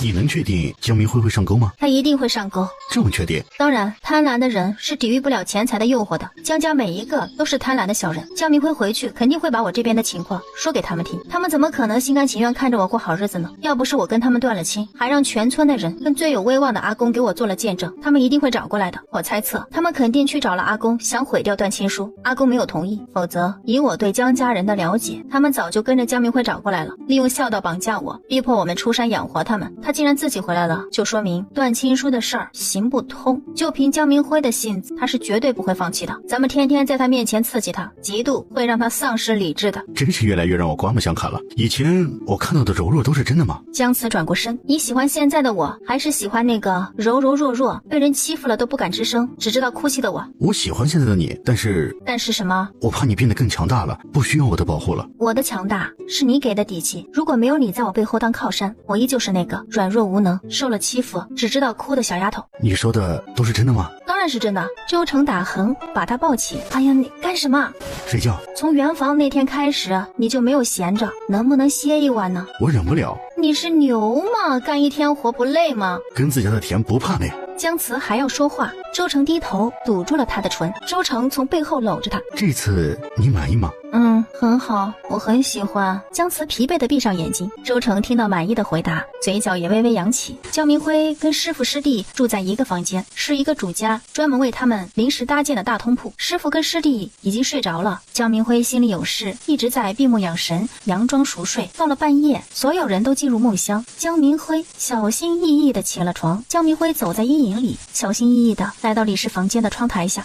他蹲在窗台下，伸手把那只茅草鞋拿了过来，从里面摸出一把钥匙，拿在手心里看了一遍，又放回到茅草鞋里，然后又小心翼翼地回了房间，安心地睡了过去。天刚一大亮，周成就醒了。天还没亮呢，再睡一会儿吧。说完，伸手搂住了他。周成很喜欢这种感觉。干嘛？有没有想吃的东西？我今天去西门镇给你买回来。我想吃糖葫芦。好，我给你买糖葫芦。你别光想着我，还有小宝跟娘，还有大哥，你去问问他们需要什么。我知道，时候还早，你再睡一会儿吧。好，路上要小心啊，早点回来。周成起来穿衣。我知道了。姜慈看着周成出门，他又睡了一个回笼觉。等他再次睁开眼睛的时候，外面的天已经大亮了。糟糕，睡过头了。他穿好衣服出来洗漱。阿慈啊，饭给你留着，快来吃饭。哎呀，这小夫人真是嫁到福窝里了。男人打猎能赚钱，婆母早起做饭洗衣服，她倒是睡个自然醒，这是多大的福气啊！好好干活，不要说主家的闲话。说完，看了一眼低头干活的江明辉。他回来之后老老实实，没有再做出格的事儿。昨天晚上你有听到什么动静吗？昨天晚上子时，我听到窗台有动静。早上起来，我看了茅草鞋里的钥匙，已经被动过了。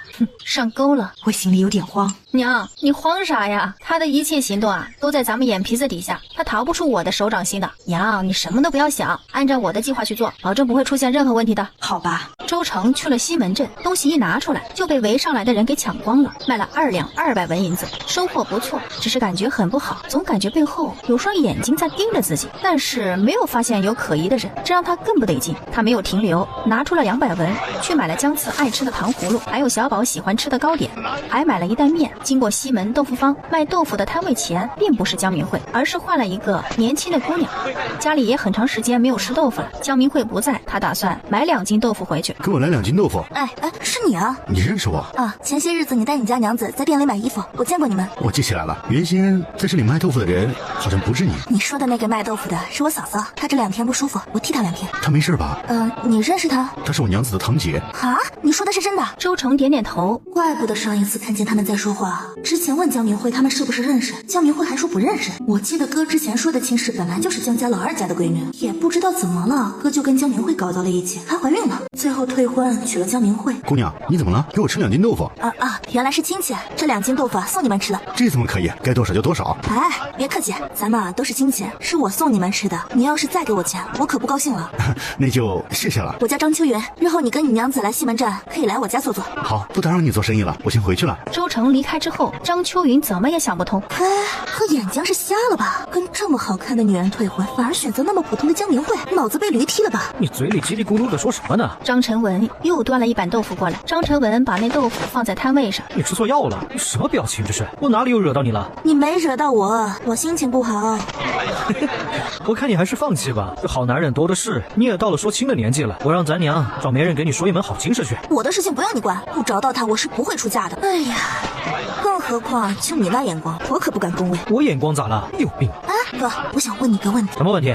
你是怎么勾搭上江明慧的？你看上他什么了？你大早不舒服，你顶替个2天怎么了？哎呀，我不是那个意思，我就想知道你之前定的亲事，也就是那江明慧的堂妹，你为什么会舍弃原来的亲事，跟江明慧走到一起？嘿，你没事吧？关你什么事啊？哎呀，哥，你就跟我说说嘛，我好奇。那个女人的脸上还有一块红色的胎记，就像是从地狱里面爬出来的恶鬼一样。我相貌堂堂，条件又好，凭什么要那么丑陋的女人？你确定你见到的是你定亲对象啊？当然了，要不是你嫂子帮我，现在你的嫂子就是个丑八怪。说完转身就走了。张秋云的母亲见他急匆匆的进了院子，你不是卖豆腐吗？怎么回来了？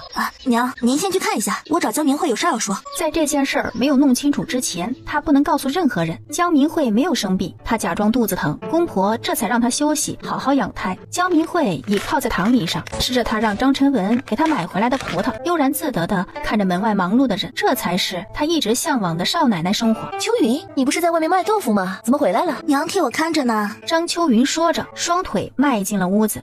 秋云，辛苦你了，爹娘让我好好休息养胎，不能出去继续卖豆腐了。卖豆腐的事就辛苦你了啊！这是你大哥给我买的葡萄，你尝尝，又酸又甜，可好吃了。哎呀，嫂嫂真好啊，那我就不客气了。哎呀，你都不知道，在外面晒了一上午，我都要渴死了。说着，拿起一颗葡萄就放进了嘴里。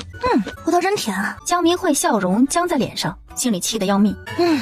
真甜。眼看着盘子里的葡萄越来越少，江明慧有些着急。秋云，少吃点，吃太多肚子不舒服。没关系，我年轻，身体好。秋云，你别光顾着吃，你来找我有事吧？我确实有事来找你。有事你就说吧。嫂子，你知道我今天见到谁了吗？不会是你找的那个人出现了吧？不是，跟他没关系。那我就猜不到了，你还是直说吧。嫂子，半个月前有一对男女在你摊位前，我跟你说那男人给他娘子买了2身衣服的事儿，你还记得吧？我记得。你今天又遇到他们了？嫂子你记性真好。不过我只遇到那个男人了，他娘子没来。他来我摊上买了2斤豆腐，但是我没收他钱，直接送给他了。你们又不熟悉，就把豆腐送人了？嫂子你别着急，我话还没说完呢。哎呀，那人说呀，他娘子是你堂妹，你是他堂姐，咱们跟他们是亲戚关系，那我送他2块豆腐不是很正常吗？江明慧没想到那男人竟然主动暴露了他们之间的关系，脸色都变了。张秋云是见过姜慈的，张晨文要是知道姜慈的样子，知道是自己骗了他，今后自己就真的没有好日子过了。哎呀，嫂子你怎么了？脸色怎么那么难看呀？江明慧那紧张的表现已经证明了那个男人说的话是真的，他的猜测也是对的。我没事。秋云，你上当了，那个人就是个骗子，他们家以前跟我们家有过节，以后见到他离得远远的，不要理他们啊。有什么过节老一辈的事很复杂，一时半会儿说不清楚。张秋云没有揭穿他，因为他肚子里还怀着他哥的孩子，他哥的性子他是知道的，虽然没有什么大本事，但是男人的自尊心是很强的，他要是知道被江明慧玩弄在手掌心，不知道能做出什么事儿来。秋云，咱们是一家人，我不会害你，但是外面的人是什么心思谁也不知道，你先替嫂子几天，等我身体好些了再去替你。好吧，那嫂子你还是好好休息，我走了。张秋云站了起来，江明慧也站了起来。秋云，这件事就不用跟你哥还有爹娘说了，他们要是知道你平白无故送人2块豆腐，你会挨骂的啊！我知道，你好好休息吧。说完就走了。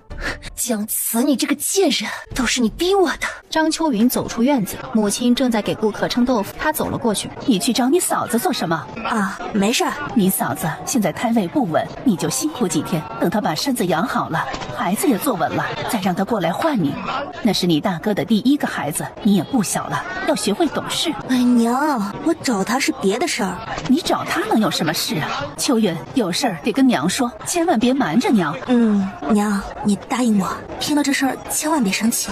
哎，我不生气。你说那个就是我哥有可能被江明慧下套了。你说什么？江明慧对你哥做什么了？哎，娘，你别紧张。张秋云就把事情的经过原原本本说给了母亲。真是造孽呀！一开始我就知道是他算计了我儿子，可是你哥就非说他好，非他不娶。江明慧又怀了你哥的孩子，原来是使了这么下三滥的手段，简直是可恶！他把你哥当猴耍。那接下来您打算怎么办？要告诉哥吗？不行，这件事暂时不能让你哥知道。他要是知道了，第1件事就得把江明慧给休了。他现在还怀着身孕，胎位又不稳，这件事先放放。一直出了西门镇，那种被人注视的感觉才消失。这种感觉他并不陌生，进深山打猎的时候，被藏在暗处的猎物盯上，也是这种感觉。虽然没有发现这个跟踪他的人是谁，但是他知道这绝对不是他的错觉，跟踪他的人是个有本事的，要不然他不可能发现不了。本想着只要这个人能跟他进山，就有可能找到这个人。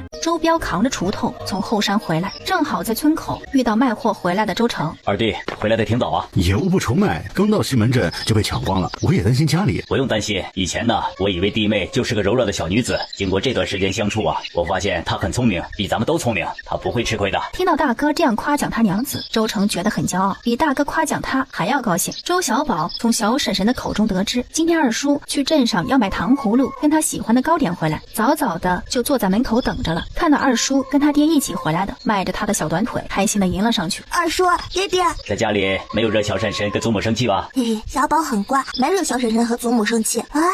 二叔，我想吃糖葫芦，给你。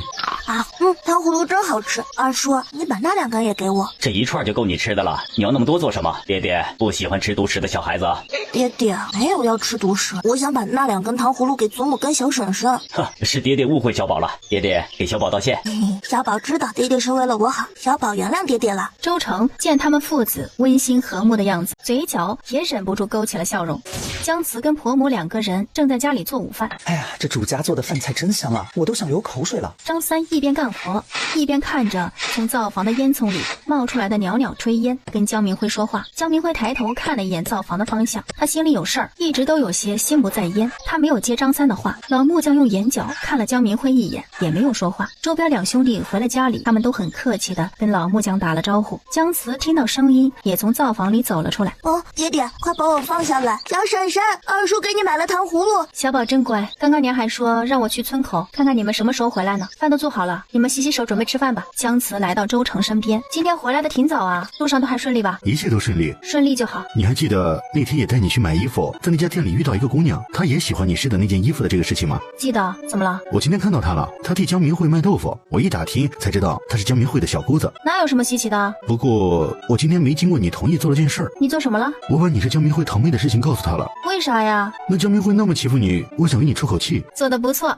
日子就这样平平淡淡的又过了3天，姜慈需要的款式被老木匠分毫不差的做了出来，姜慈十分满意。姜慈又给了老木匠一个大衣柜和衣架子的图纸。姜慈临时起意又多做了个衣柜，木料就不够用了。周成跟周彪2兄弟又在山里转了一圈，抬回来一些木料。老木匠带领徒弟每天起早贪黑的干活，终于在第10天的时候，所有的家具都做好了，把新家具摆放在房间里，相当的有样。本来讲好的1周的手工费收1两银子，但是超过3天，并且工序也都有些复杂，10天给了2两银子。老木匠很感激，拿出500文放在桌子上。要不了这么多，说好的1周1两银子的手工钱，这才10天，怎么能收你们2两银子呢？你们给我们吃最好的饭菜，比我在自己家里吃的还好，才收你们这么多钱，我心里过意不去。这500文您收回去吧，我是不会收的。好吧，既然不收，我也不勉强。现在时候也不早了，要不留下来住1晚上，明天早上再回去。天色还早，来得及。感谢你们这些日子的照顾，今后哪家需要做木工活，能向他们推荐我。那是自然，您这么好的手艺，您就是不说，我们也会主动给你介绍生意的。说了一会儿话，老木匠带着2个徒弟回房间里收拾东西。江明辉一进屋便晕了过去，倒在了地上。师傅，师兄晕倒了。怎么回事？把人扶到床上，你在这里看着，我出去叫主家帮忙叫郎中过来瞧瞧。老木匠刚想走，床上的江明辉睁开了眼睛。师傅，我没事，可能是这阵子失眠没有休息好，我现在头晕，暂时也走不了，睡一觉就好了。时候不早了，如果再耽搁下去，咱们今晚就走不了了。师傅，反正回去也没事儿，师兄也没办法回去，要不咱们就在这留一晚吧。也只能如此了，我出去跟主家说一声，只能再麻烦他们一晚了。老木匠说着走出了房间。江明辉心里窃喜，本来他磨磨蹭蹭把时间拖到下午，就是想留下来待最后一晚，万事俱备，只欠东风。没想到老木匠那个老头死脑筋，非要回去，没有办法，只能用这一招了。这么多天，江明辉一直没有实质性的动静，他们马上就要离开了，是不是他改变主意了？姜慈摇头，不会，江明辉不会改变主意的。可是老木匠他们马上就要走了，他们今晚走不了。你为何这样确定？因为贪息。话音刚落，就见老木匠一个人从房间里出来，朝他们的方向走了过来。真是不好意思，今天走不了了，还要打扰你们在这里住一晚。明辉这2日失眠，刚刚昏倒了。昏倒啦？严重不？要不要找个郎中过来看看？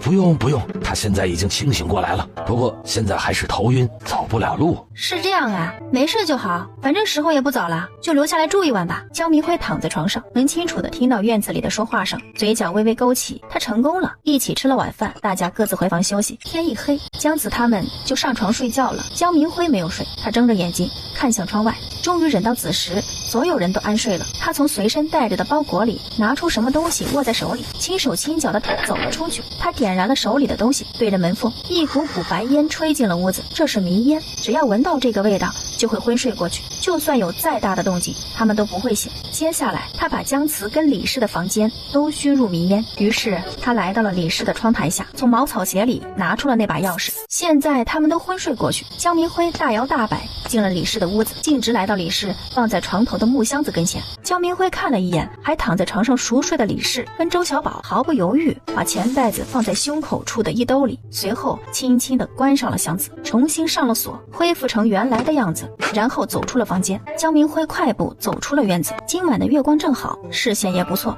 为了不被人发现，他还是走在有阴影的地方，来到村口，站在和二叔约好的地点。他把手放进嘴里，发出一声鸟鸣，这是他跟二叔的暗号。听到这个声音，二叔就会出来。可是等了一会儿，却没有看到二叔的影子。江明辉觉得有点不对劲了，他再次用手吹出鸟鸣声，他依旧没有看到二叔的影子。难道二叔在破庙里发生意外了？江明辉有些慌。当他正想去后山破庙找二叔时，身后突然传来二叔的声音：明辉，我在这里。江明辉吓了一跳，猛然回头，同时也亮起了火把。江明辉整个人都愣在原地。二叔被五花大绑，满脸都是鲜红的血。周家2兄弟控制着江老二、姜子、老木匠跟张三也在。二叔，这到底怎么回事？明辉，我们的计划早就被他们识破了。怎么可能？姜子，你是如何得知我的计划的？江明辉，咱们在一个院子里生活了16年，你是什么心性脾气我太了解了，所以从你来我家的第1天开始，我就防着你。你在我家里的一举一动我都了如指掌。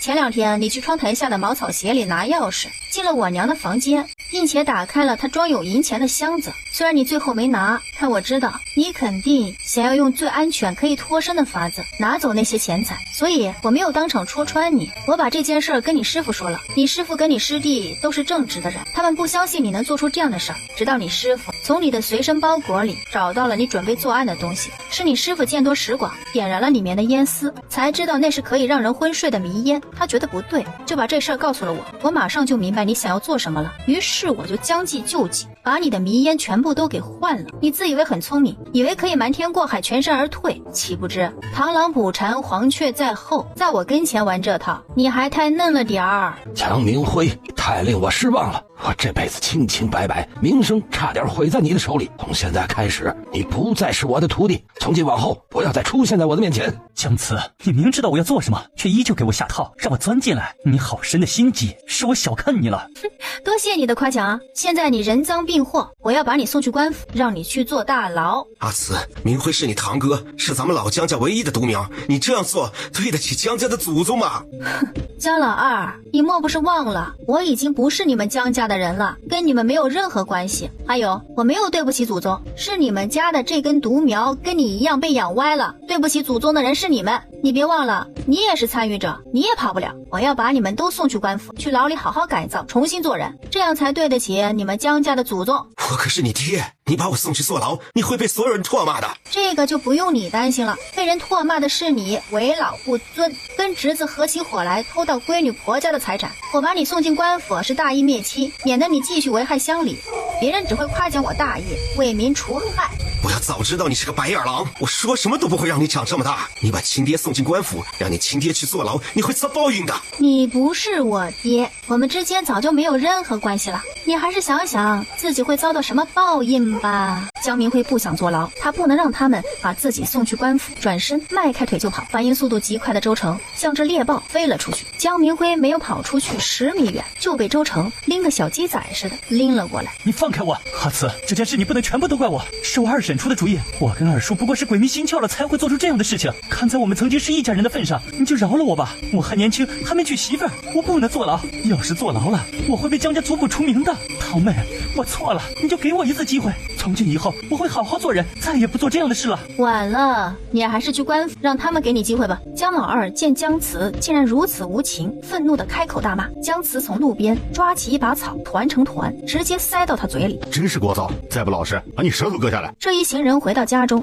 姜慈让周成、周彪两兄弟将姜老二叔侄俩绑在院子的树上。明日真的要把他们送去官府吗？当然，犯了错就应该受到惩罚。还有2个时辰天就亮了，大家都回去休息吧。他们各自回了房间，留下姜明辉跟姜老二被蚊虫叮咬的面目狰狞。翌日清晨，被蚊虫折磨了一夜的叔侄二人几乎脱了一层皮。堂妹，我想喝水，给我点水喝。姜慈还要把人送去官府，还要走不少山路，所以不仅给了他们水喝，还给了他们2个糙米饼子。然后由周成跟周彪两兄弟押着姜明辉跟姜老二一起出山，把人送去官府。老木匠跟张三也愿意作为证人，跟着一起去官府。姜慈把那张断亲书给了周成，防止到时候他们叔侄还要利用他们之间的亲人关系逃脱制裁。这天马上就要黑了，他们2兄弟到现在还没有回来，不会是出了什么事了吧？娘，没事的，可能是官府办案需要时间吧。我跟周成也说了，如果今日回不来，可以在客栈住一宿。他们2兄弟都是成年人，也都是有经历的人，他们不会让自己有危险的。哎，你说的对，你大哥在山外讨生活也好几年了，有保护自己的能力。阿琛在18岁的时候进山打猎，2天没有回来，我当时也被吓坏了，找了村子里的年轻人一起去山里寻找。我们才进山，我就看到他背着一头比他大1圈的大黑熊，从山里一步一步走了出来。他这么厉害，不会有问题的，是我太紧张了。看到他放松了，姜慈心里也没有那么紧张了。眼看着太阳慢慢的消失在天边，天也暗了下来。周小宝依偎在姜慈身边，肚子叽里咕噜的叫了起来。我还不饿，等爹跟二叔回来一起吃饭。你的小肚子都咕咕叫了，还不饿呢？咱们现在就去吃饭。娘，别等了，再等下去饭菜都凉了，咱们先吃吧。娘，时候不早了，你带小宝去睡觉吧，我再等一会儿。你也别等了，他们兄弟今晚应该不会回来了，你也不要太过担心，没事的。我现在也不是很想睡，再等一会儿，他们要是还没有回来，我就去睡。好。李氏点点头，带着周小宝回房间了。周成兄弟押着姜老二叔侄2个去官府，走到半路的时候，姜明辉突然蹲在地上说肚子疼，要去方便。周成见他一脸痛苦的样子，也不像是装的。山里的蚊虫是有微毒的，少量蚊虫咬着没事儿，要是成百上千只蚊虫叮咬，中毒拉肚子也是可能的。大哥，你带他过去方便一下。你就把我手上的绳子解开吧，这里是深山，四处无人，你就让我跑，我也不敢跑啊。我不走远，就在前面那个石头后，你就别让大哥跟着我了，被一个男人看着我拉不出来。这里地形复杂，你不了解情况，要是想跑，只有死路一条。你放心，我还不想死。说完就要走，周成一把拉住他，从路边的草丛里掐了几片嫩绿色的叶子，把这个嚼子咽下去，能缓解你的症状。你不是想要害死我吧？我娘子只说让我把你交给官府，没让我做其他的。再说了，就算想害你，也不会当着这么多人的面，我又不是傻子。他这才伸手接过周成手里的药草，塞进嘴里，然后跑去方便了。玉雪，你给我点草药吧。他从路边掐了几片叶子，塞进江老二的嘴里。过了几分钟，江明辉那边一点动静都没有。他会不会跑了？江明辉，江明辉，大哥，你过去看看。周彪快速跑到前面那块石头跟前，石头后面空空如也。不好了，江明辉跑了。周成拉着江老二一起跑到了江明辉失踪的石头前，地上没有任何方便过的痕迹。江明辉是装的，他根本就没有肚子疼。石头后面不远处有一个山的截面，距离下面的山坡差不多有3-4米的距离，跳下去的话，他们根本听不到动静。我下去看看。哥，下面危险！我求你们救救他，他进入深山会死的，你们不能把他放弃了。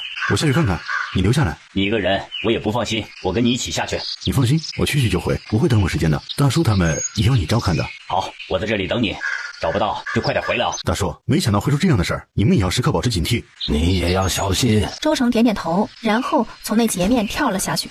3米多的高度对他来说算不得什么，很轻松就落了地。地上的草丛有踩踏的痕迹，他沿着踩踏的痕迹往前寻找。江明辉，你不要糊涂啊！把你送去官府，你还有命在。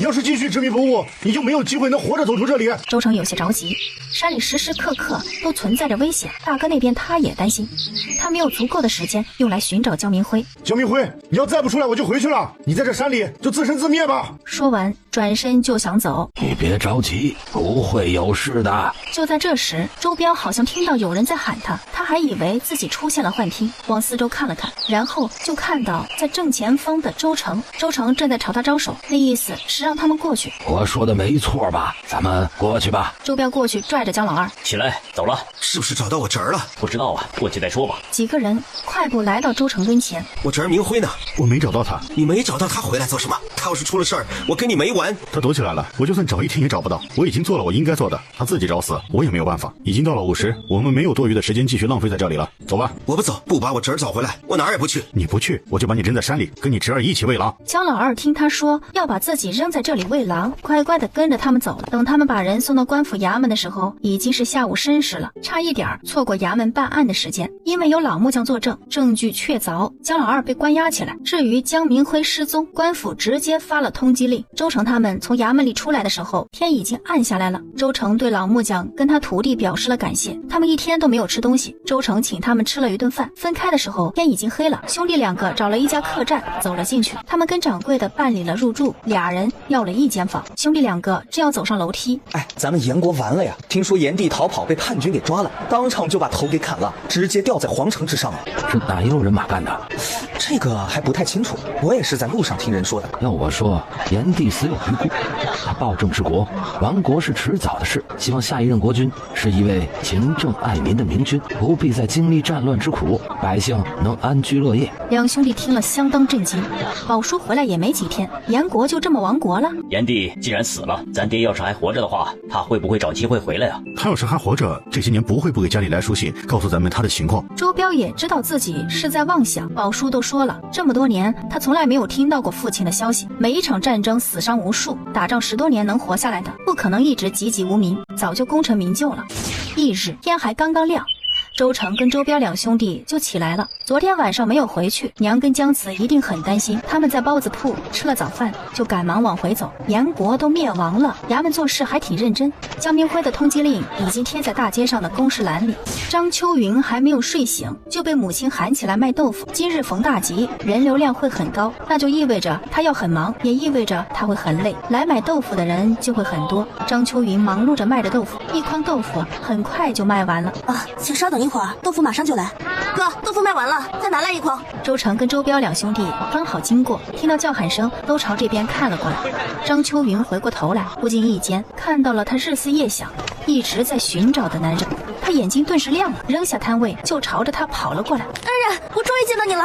快走！周成不知道发生了什么事儿，只能跟着大哥走，边走边好奇地问：大哥，我听他喊你恩人了，你们之间什么关系？之前我不是跟你说过吗？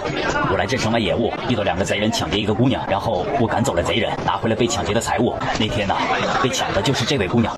这是好事啊，人家姑娘跟你打招呼，你跑啥呀？他太热情了，要报答我。我做好事又不是为了让他报答的。就算你不想要他的报答，但人家看到你了，主动跟你打招呼，你回应一下就好了呀，不理人家做什么？不是，他太热情了。2个人说话的功夫，张秋云追了上来。大哥，你跑啥呀？你一个姑娘家的，怎么可以随便拉其他男人衣服呢？你是我恩人，又不是其他人。再说了，我要是不拉着你，你再跑了，我又去哪里找你？你找我做什么？我要报答你。我都说了，无论是任何人遇到那样的事情，只要是我看到了，我都会出手帮忙的。不是因为你是个姑娘才这样做的，所以啊，我不需要你的报答。你快松开我！看不到别人都在看咱们吗？你一个姑娘家的，也不怕人说闲话吗？谁爱看谁看，我才不在乎呢。你到底想怎样才能松手啊？要是知道你这么难缠，我就不多事。你要我松开你，不是不可以，但是你要回答我几个问题。你说，你叫什么名字？住在哪里？是否婚配啊？这姑娘也实在太大胆了，大庭广众之下当面问这样的问题，她脑子不会有问题吧？姑娘，你知道你在做什么吗？你这样今后谁敢跟你说婆家？别闹了，快松手，别耽误时间，我们还要赶回去呢。不行，你要是不跟我说，我就不放你走。周成倒是看出点名堂了，张秋云好像是看上他哥了。大嫂走了3年，大哥单身到现在，他跟娘都想找个媒人给大哥说一门亲事儿，奈何大哥一直不同意。张秋云这姑娘看着就是个敢爱敢恨的，性格爽快的女子，跟他大哥很是般配。是你啊？你们是一起的？周成点头。哎，太好了，大哥，看在咱们认识，我还送你2斤豆腐的份上，你就把她信息告诉我吧。你一个姑娘家要她信息做什么？哎，这小姑娘啊，8成是看上这位兄弟啦。既然有这样的缘分，不妨告诉人家姑娘，也能成就好姻缘。你们别胡说，人家姑娘还小，这样的话不能乱说。怎么了？他说的没错呀，我确实看上你了。既然你都这样说了，我就告诉你，她结过婚了，有一个5岁的儿子，而且住在深山里。不好意思啊，住在深山我倒没问题，但是我不会给人做妾。她3年前就跟孩子的母亲分开了，孩子由老娘带着，她现在是单身。真的吗？姑娘，我们不合适啊。说完拉着周成就走。哎，我不在乎你的过去，我就想嫁给你。我叫张秋云，你一定要尽快找媒人来西门镇豆腐铺来提亲，你要是不来，我就一直等着你。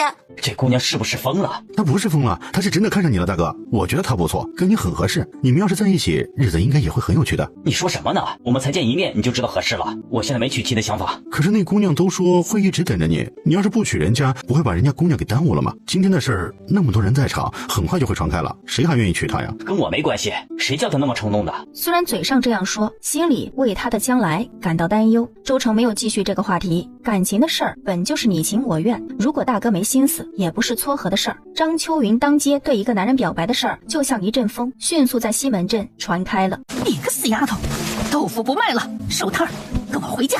耳朵一疼就被揪了起来。张母出去买合针线，就从别人嘴里得知了她闺女张秋云那逆天的行为，还被人嘲笑了一番，差点把她给气死。娘，你做什么？疼！哎，疼！你也知道疼？今天我非得把你耳朵给你揪下来不可，真是气死我了！快跟我回家，别在这丢人现眼。那我要跟你回去豆腐摊子怎么办？你还有闲心管豆腐摊子？事情闹得人尽皆知，我看你怎么收场。张秋云被母亲揪着耳朵回到家里，江明慧坐在躺椅上，在廊檐下的阴影下乘凉，看到公婆的掌上明珠张秋云被婆母提溜着耳朵进了院子，震惊不已。娘，你是怎么了？秋云惹你生气了？你去门口看着豆腐摊子，还有豆腐没卖完呢。本来想看看热闹的，竟然被婆母指挥着去卖豆腐。婆母在气头上，又不敢不踢，只能委委屈屈的去卖豆腐了。爹，快救我！我耳朵快被娘给薅下来了。有什么话不能好好说，非要动手？发生什么事儿了？进屋说，丢人！快说，我还有事情要做呢。张母指着张秋云，把刚刚在外头听到的事儿说了一遍。你说我能不来气吗？我这张老脸都被他给丢尽了。哎，娘，你管别人说什么干什么？你也知道我找他好多天了，好不容易遇到了，你说我能让他再跑了吗？你看看他啊，这一副不值钱的样。你喜欢人家没错，你想嫁给他也没错，但是你可以问清楚他的情况，然后回来告诉我跟你娘啊，由我们出面。你一个姑娘家的大庭广众之下跟人求婚，确实太丢人了。你这名声传出去了，以后谁敢娶你？听说那男人住在山里，没有女人，有一个5岁的孩子，他嫁过去呀，就是给人当后娘的。是真的吗？是真的，那又有什么关系？嫁过去就有人喊我娘，那是吃我赚了。反正事情已经传开了，不会再有媒人给我来说亲了，我只能嫁给他。你们要是不同意，那我这辈子就留在家里当老姑娘。你听听，死丫头，你也知道你把自己的后路都堵死了呀。要是那个人不来提亲，我看你怎么收场。事已至此，也只能这样了。那人叫什么名字？住在山里的哪个村寨？我再找人去打听打听。这我不知道，他没说。什么？你连人家名字都不知道就要嫁给人？你平时看着挺机灵的，怎么是个糊涂蛋子？我问他了，他没说。不过想知道他的情况不是没有办法，问江明慧就知道了。这怎么还牵扯到你嫂子身上了？哎呀，江明慧堂妹的相公今天跟他在一起，只要知道他堂妹相公的情况，就能知道他的情况了。你嫂子的堂妹是不是之前跟你哥定亲的那位？张秋云点点头。啊，你去把你嫂子叫过来。嫂子，爹娘让你过去一趟。秋云，爹娘找我有什么事吗？你去了不就知道了。一个姑娘家没羞没臊的做出这种事，谁都受不了。哼，小姑子要倒霉了。哎呀，爹娘，我刚才在外面听说了秋云的事，这件事她的确做得太过了，还是年纪太小了，做事情不考虑后果，你们不要怪她。不用管那些闲言碎语，我有件事要问你。爹，有什么事您尽管问，只要我知道的，我都会告诉您的。听说你堂妹出嫁了。爹，这跟我堂妹有何关系啊？你直接回答就是了。她出嫁也有些日子了。她婆家姓什么？住在哪里？不知道公公为何要问这些？难道公公发现了什么？怎么，这个问题很难回答吗？没有，具体的我也不太清楚。我跟他之间也曾经有段不愉快的事，我只知道他相公姓周，外号周阎王，住在深山里的周家村，其他的我就不知道了。知道这些已经够了，你出去吧。爹，您问我这些跟秋云有关系吗？告诉你也无妨。秋云要嫁的那个人跟你堂妹的相公是一起的，我要帮秋云去打探打探那个人的家庭情况。爹，万万不可！周家村在大山的深处，那里民风彪悍，那周阎王更是十里八村有名的恶霸，做过那么多伤天害理的事情，能跟他在一起的也绝对不是什么好人。秋云从小被你们娇养着长大，没有吃过苦，把她嫁给那样的人，无疑是把她推进了火坑啊！啊，你说那是火坑，可你堂妹为什么要嫁过去？爹，我说的都是真的啊！爹，你别听他胡说，我见过他妹夫几次，是个很好说话的人，也很疼自己的娘子，不是他说的那样。哎，我说你就这么害怕我嫁进周家村呀？哎呀，小妹，我可是为了你好，你知道出山一趟有多不容易吗？爹娘想去看看你都不容易，你不能自私的光想着自己，也要替爹娘想想，婚姻不是儿戏，你一定要慎重。我的事情不用你瞎操心。行了，这件事儿我跟你爹心里有数。明慧，你先出去吧，摊位前不能缺人。娘，行了，照我说的做吧。好吧，你们好好考虑考虑，那我先出去了。你嫂子说的不可能是空穴来风，要是真是那样的人，就算我们养你一辈子，也不能让你嫁给那样的人。这件事一定要弄清楚。刚刚走出大门，就跟张晨文撞了个满怀。幸亏张晨文今日没喝酒，眼疾手快，一把拽住了他。你都是要当爹的人了，就不能稳当些吗？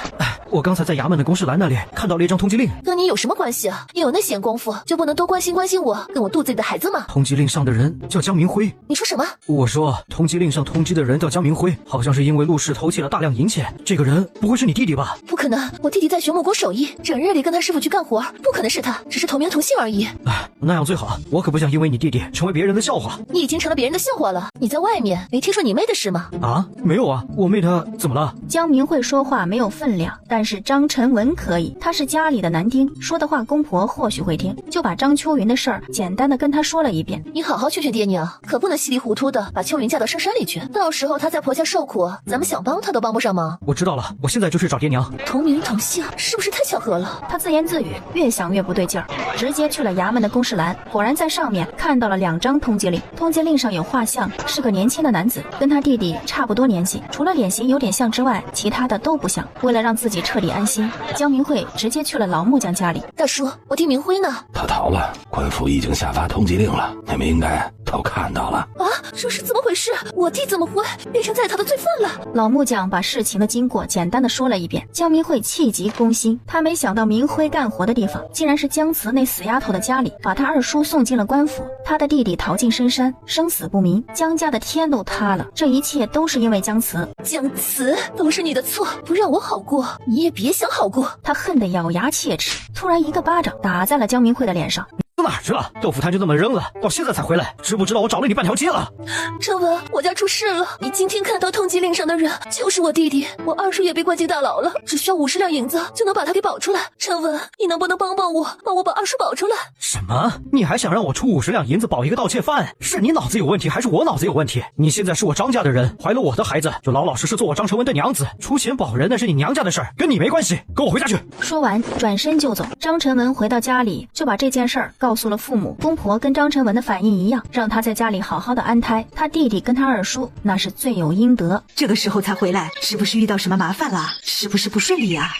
半路出了个意外，江明辉装肚子疼，说要去方便。我们想着在山里，他应该不敢逃跑，对他放松了警惕。他利用方便的机会逃跑了。二弟把那周围都找遍了，也没找到人，耽误了不少时间。我们到衙门的时候，衙门都差点关门了。审理完了，天都快黑了，我们就找了家客栈歇息。天一亮我们就回来了。你们没事就好，只是那个江明辉在山里，可是很危险的，也不知道会不会有事。我们也尽力了，山那么大，他想跑，我们根本找不到啊。好吧，你们还没吃饭吧？我现在去做饭。娘，我们在西门镇吃过了，我有件事要跟您说。什么事啊？这么严肃？昨天晚上我们在客栈里听到一个消息，咱们大燕朝亡国了，皇帝被人砍了头挂在城墙上。这消息是真的吗？这种事儿应该不会是假的。皇帝都死了，那你爹？他一直抱着希望，希望有一天他的夫君能像宝叔一样平安回来。现在皇帝死了，都亡国了，他的希望彻底灭了。娘，顺其自然吧。爹如果还在人世，这些年不可能不跟咱们联系。都过去那么多年了，我们都应该放下了。你说的对，是该放下了。我去做饭，你们都去休息吧。做好了饭，我叫你们。娘，我帮你吧。不用，你陪陪阿成吧。娘子，是我大意了，让江明辉给跑了。这是他自己选择的路，是死是活，那都是他的命。相公，你不要有任何的心理负担。娘子，你不怪我。你做得很好，我为什么要怪你啊？娘子，你真好。昨天晚上我一宿都没怎么睡。为啥呀？客栈的床不舒服吗？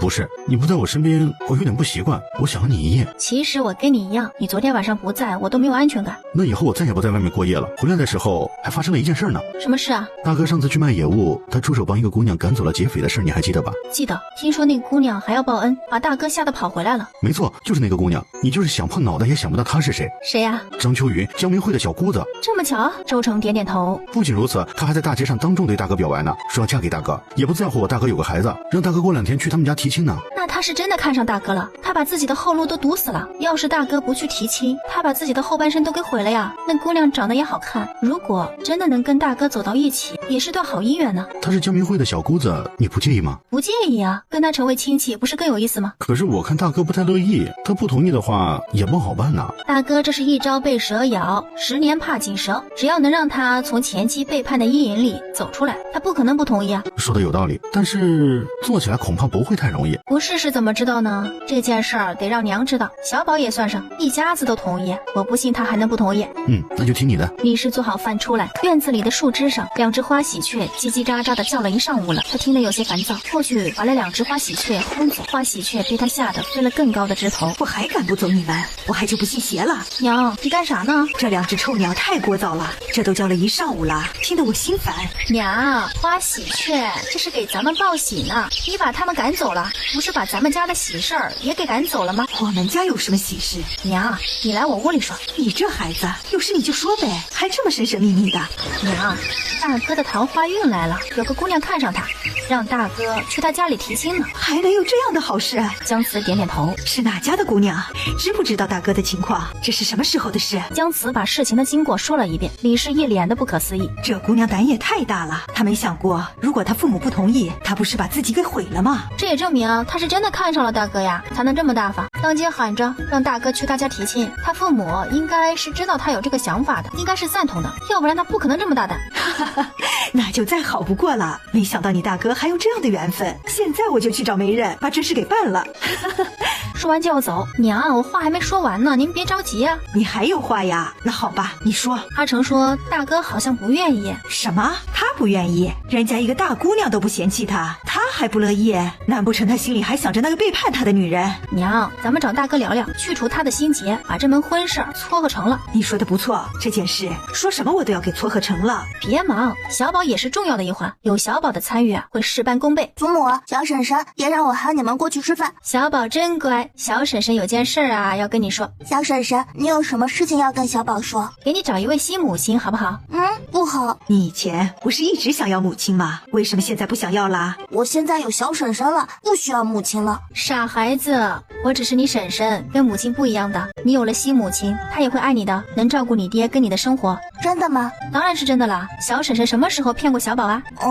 好吧，那我就同意了。小宝，小婶婶给你一个任务，你能完成吗？啊，什么任务？能做到吗？能。好，小宝真棒。饭桌上，李氏提起这件事儿，毫不意外遭到了周彪的拒绝。你是不是还想着那个女人？娘，我没有。既然没有，为什么不愿意？我觉得现在这种状态就挺好的。你现在才24岁，正值壮年，往后的日子还长，总不能一辈子就这么过下去吧？你不为自己着想，也要为小宝着想啊！我年纪大了，总不能一直帮你带孩子吧？孩子也需要娘，以后他长大了，他没娘，说亲都不好说。周彪安静地吃着饭，他没有反驳。还有那姑娘，人家连名声都不要了，让你去提亲，你要是不同意，让人家姑娘今后还怎么做人？咱们老周家的人绝对不能做出这般伤天害理的事。周彪的脑海中莫名出现了张秋云的样子，姑娘确实不错，如果因为自己让她成了笑话，心里实在是不忍。爹爹，小宝想要一个新母亲，小宝也想要有人照顾你。爹爹，你就答应我吧，别人都有娘，就我没有，我也想要一个娘。大哥，那姑娘我也见过，是个性格爽朗的，她能不顾众人的眼光跟你求婚，说明她是真心想要跟你一起过日子，这样的姑娘可遇不可求。大哥，把握住这个机会吧。一家人都在劝他，周彪也有些心动，犹豫了半晌，最终点头答应了。好，我这就去找媒人，去那姑娘家里说亲。娘，你这么着急做什么？不在乎这一天两天的。那怎么行？人家姑娘在等着呢，你不急，人家急呀。说完高高兴兴的走了，周彪有些不好意思。我去地里转转。哥，我跟你一起去。娘子，辛苦你了，早晚快收拾一下。现在热，去摘2个西瓜回来。好，你去吧。小婶婶，你交给我的任务我完成了。小宝真棒，今天要是没有你啊，你爹肯定不会同意的。为什么呀？爹爹不想娶新娘子吗？我也不知道啊。他是不是还在等我的亲生母亲？你听谁说的？刚才祖母说的。你爹不是说了吗？不是。哼，不是最好，早就不想要那个人了。他从很小就把我给扔了，跟人跑了，把我变成了一个没娘的孩子。我讨厌他。你是怎么知道的？谁跟你说的？我很早就知道了。你还没来家里的时候，我跟村子里的小孩玩，他们说我娘跟人跑了，不要我了，哭着跑回家，问爹爹娘为什么不要我了。爹爹说娘选择了他想要的生活，如果跟我们在一起，他会不开心。其实我知道他就是不要我们了。小宝，没关系，我们全家都爱你。小婶婶，以后你有了自己的孩子，还会这样对我好吗？当然了。小婶婶，你真好。娘子，淌了一身汗，我跟大哥去泉水里泡泡。二叔，小宝也去。好，带你一起去。周成去洗澡，也很快就回来了。他们回来没有多久，国母也回来了。媒人答应他明日就去西门豆腐坊去帮忙说亲，一家人坐在一起，说说笑笑的吃着西瓜。周家村口来了2个陌生的一男一女，俩人正是姜慈的大伯姜老跟他的继母周氏。2个人来到大门前，有人吗？他们果然来了，李氏、周成2兄弟也跟着走了出来。真是大驾光临啊！怎么想起来到我家来了？啊，我是来找人的，听说明辉在你这里干活，我过来看看，怎么不见人啊？你当然见不到人了，他们半夜偷盗我家财物，被我们抓住了。姜老二现在在官府大牢，姜明辉半路跑了，跑哪儿去了？我也不知道。不过官府已经下了通缉令了，除非他不回来，只要他敢回来，官府就会抓他。什么？你把你爹送进官府了？是呀，你要是见他的话，就去官府大牢看他吧。阿慈，一个是你亲爹，一个是跟你一起长大的堂哥，你一点亲情都不顾了吗？打住！我跟你们姜家没有任何关系，我们已经断亲了，不要再来跟我套近乎，我家不欢迎你们，赶紧走吧。阿慈，我知道你对我们有意见，但那是过去的事了，你就别跟我们计较了啊！咱们是断了亲，但是你身上流着咱们姜家的血脉，这是如何都断不了的。哎，姜家的情况你也知道，家里那么多人都靠你爹跟你大伯卖柴赚钱，即便这样也只能勉强吃得上饭。现在你爹被关进牢里，就你大伯一人根本养活不了全家，算我求你去跟官府说明情况，把你爹放出来，让官府撤了对明辉的通缉令啊，好不好啊？真不容易啊！我有一天能够听到你求我，但是你说了这么多也没有用啊。官府不是我家开的，我也没有那个本事让官府放人。不过你可以去找姜明慧，他住在西门镇，家里开了豆腐坊又有钱，找找关系，说不准花点银子就能把人从牢里弄出来。你是说花点银子就能把人从官府里捞出来？这个我不确定，不过你可以去试试，说不准就成了呢。时候不早了，现在出山还有足够的时间，回去晚了路上再遇到吃人的野兽，再出点什么事儿，我可不负责。哎，阿慈，我跟你大伯不到6点钟就出来了，就喝了2口米汤，在山里走了3、4个时辰，早就累得没力气了。能不能让我们在你家留宿一晚，再给我们点吃的？我们明天早上再走。我们家从来不收留外人，没有地方给你们住。不过我可以给你们一点吃的，让你们有精力走出去。小宝，去拿2块糙米饼子过来。周小宝听话的转身回到房间，很快就拿了2块饼子出来。婶婶，饼子我拿来了。我们家条件艰苦，这2块饼子是我们一家子1顿的口粮。看在你第一次开口问我要吃的份上，我就行个好，积点德，把它送给你们。怎么看不上啊？看不上就算了。姜慈的话音刚落，周氏飞快的从姜慈的手里抢了过来。能不能再多给2块？这2块太少了，待会儿还有好多路要走。不能，给你2块已经是我对你们最大的仁慈。你就是阿慈的婆母吧？让你见笑了，我们1天没吃东西了，能不能？你别叫我亲家，这个家阿慈做主啊，我们都听她的，你跟我说没用。糙米饼虽然小，可以多喝水，还是足够支撑你的体力的。姜老大从来没有觉得这样丢人过，还是被自家的侄女羞辱。他从周氏手里拿过糙米饼子扔在地上。我们就是不吃你家的饼子，我照样也能出山。说完转身就走。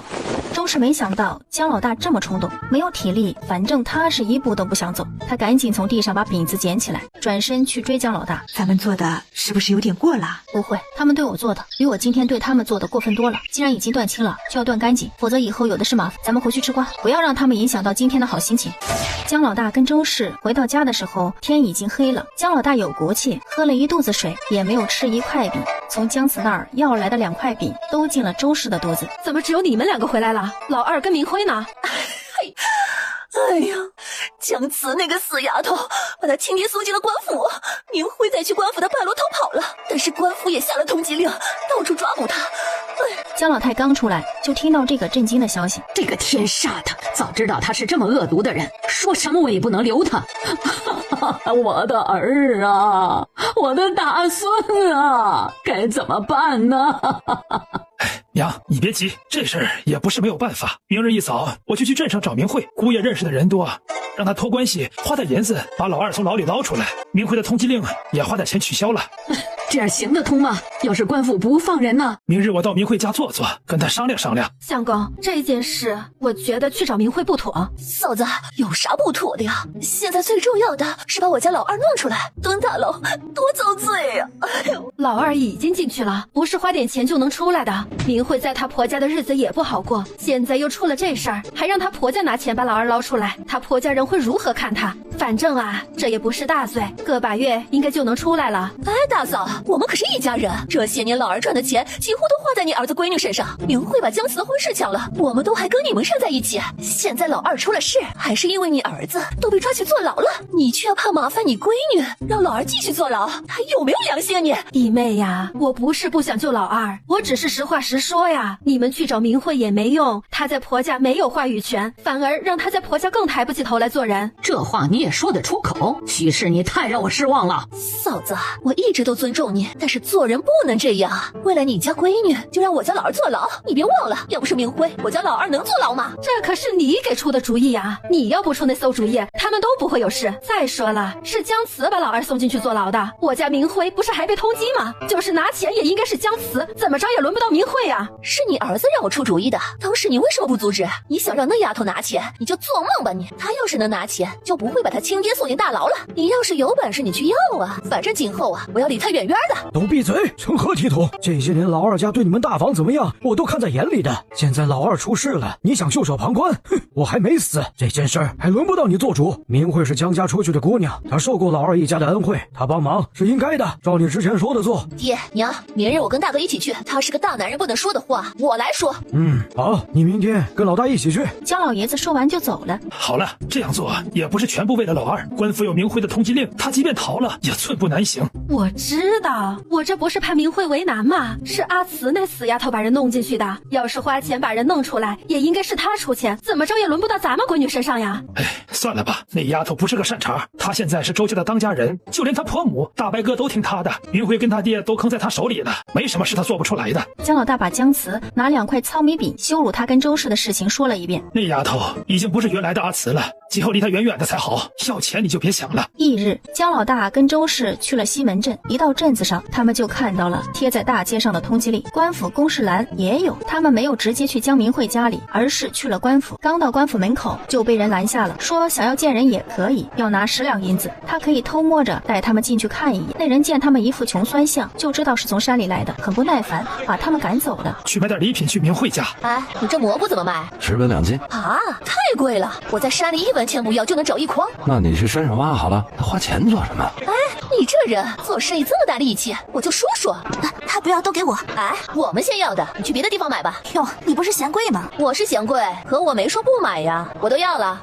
走吧，这些东西竟然是30文，真贵。头一次上门，这些东西也拿不出手啊，要不再买只野鸡，这样也好看些。大哥，别说是买的，就说是从山里专门带回来的，这样更有诚意。哎，大哥，那是明慧吧？是他。哇，他家豆腐坊的生意这么好呀，一大早就这么多人排队买豆腐，他们这一天得赚多少银钱呀？整个西门镇就他一家豆腐坊，生意自然是好的。弟妹，走啊，你想啥呢？大哥，现在能救老二跟明辉的，也就是明慧了。他们家这么大的豆腐坊，一天钱也不少赚，你一定得让明慧帮忙呀。哎，你放心吧，一个是我弟，一个是我儿，我会尽力的，相信明慧不会不管的。2个人直接来到摊位前。明慧，爹，二婶，你们怎么来了？我们过来看看你，顺便有点事儿要跟你说。正好这个时候，张成文推着新做好的豆腐出来了。成文，我爹跟我二婶来看我了，你帮我看看摊子。岳父、二婶，你们来了，你们去家里吧，这里我先看着。哎呦，明慧，你是最有福气的，嫁了这么好的相公。二婶，你给我讲吧。明慧，快带岳父跟二婶进去。爹，二婶，走吧。来到大门口，走在前面的江明慧停住了脚步。明慧，怎么了？爹，你们今日来找我是明辉跟二叔的事吧？你也知道了？我昨天就知道了，我也想去官府见二叔，官府的人不让进。我打听了一下，像我二叔那样的情况，50两银子就能把人捞出来。明辉的通缉令也可以花钱撤销，只要花钱能把人弄出来就好。明慧啊，你二叔跟明辉的事就拜托你了，你现在是我们老江家最有出息的人。二婶，这件事我恐怕帮不上忙。大哥，我没听错吧？明慧，二婶跟你二叔从小对你比对自己的孩子还好，他们把你们兄妹当成自己的孩子，你怎么能说出这么没良心的话？再说了，明辉可是你的亲弟弟，你也不管吗？爹，你小声点，不是我不帮你吗？二叔跟明辉2个人需要100两银子，我都求他们了，他们都不同意，还把我骂了一顿。你们今天来也没用，他们也不会同意的。既然没有结果，你们在我公婆面前就不要提这件事了，就说你们是来看我的，您看行吗？哼，明慧，你们家这么大的摊子，一天到晚的卖豆腐，100两银子是不少，但是对你们家来说，应该也算不了什么吧？你现在还怀了他们家的孩子，我就不相信他们能眼睁睁看着你娘家人坐牢不管不顾，不会是因为你心疼钱舍不得吧？二婶，我不是。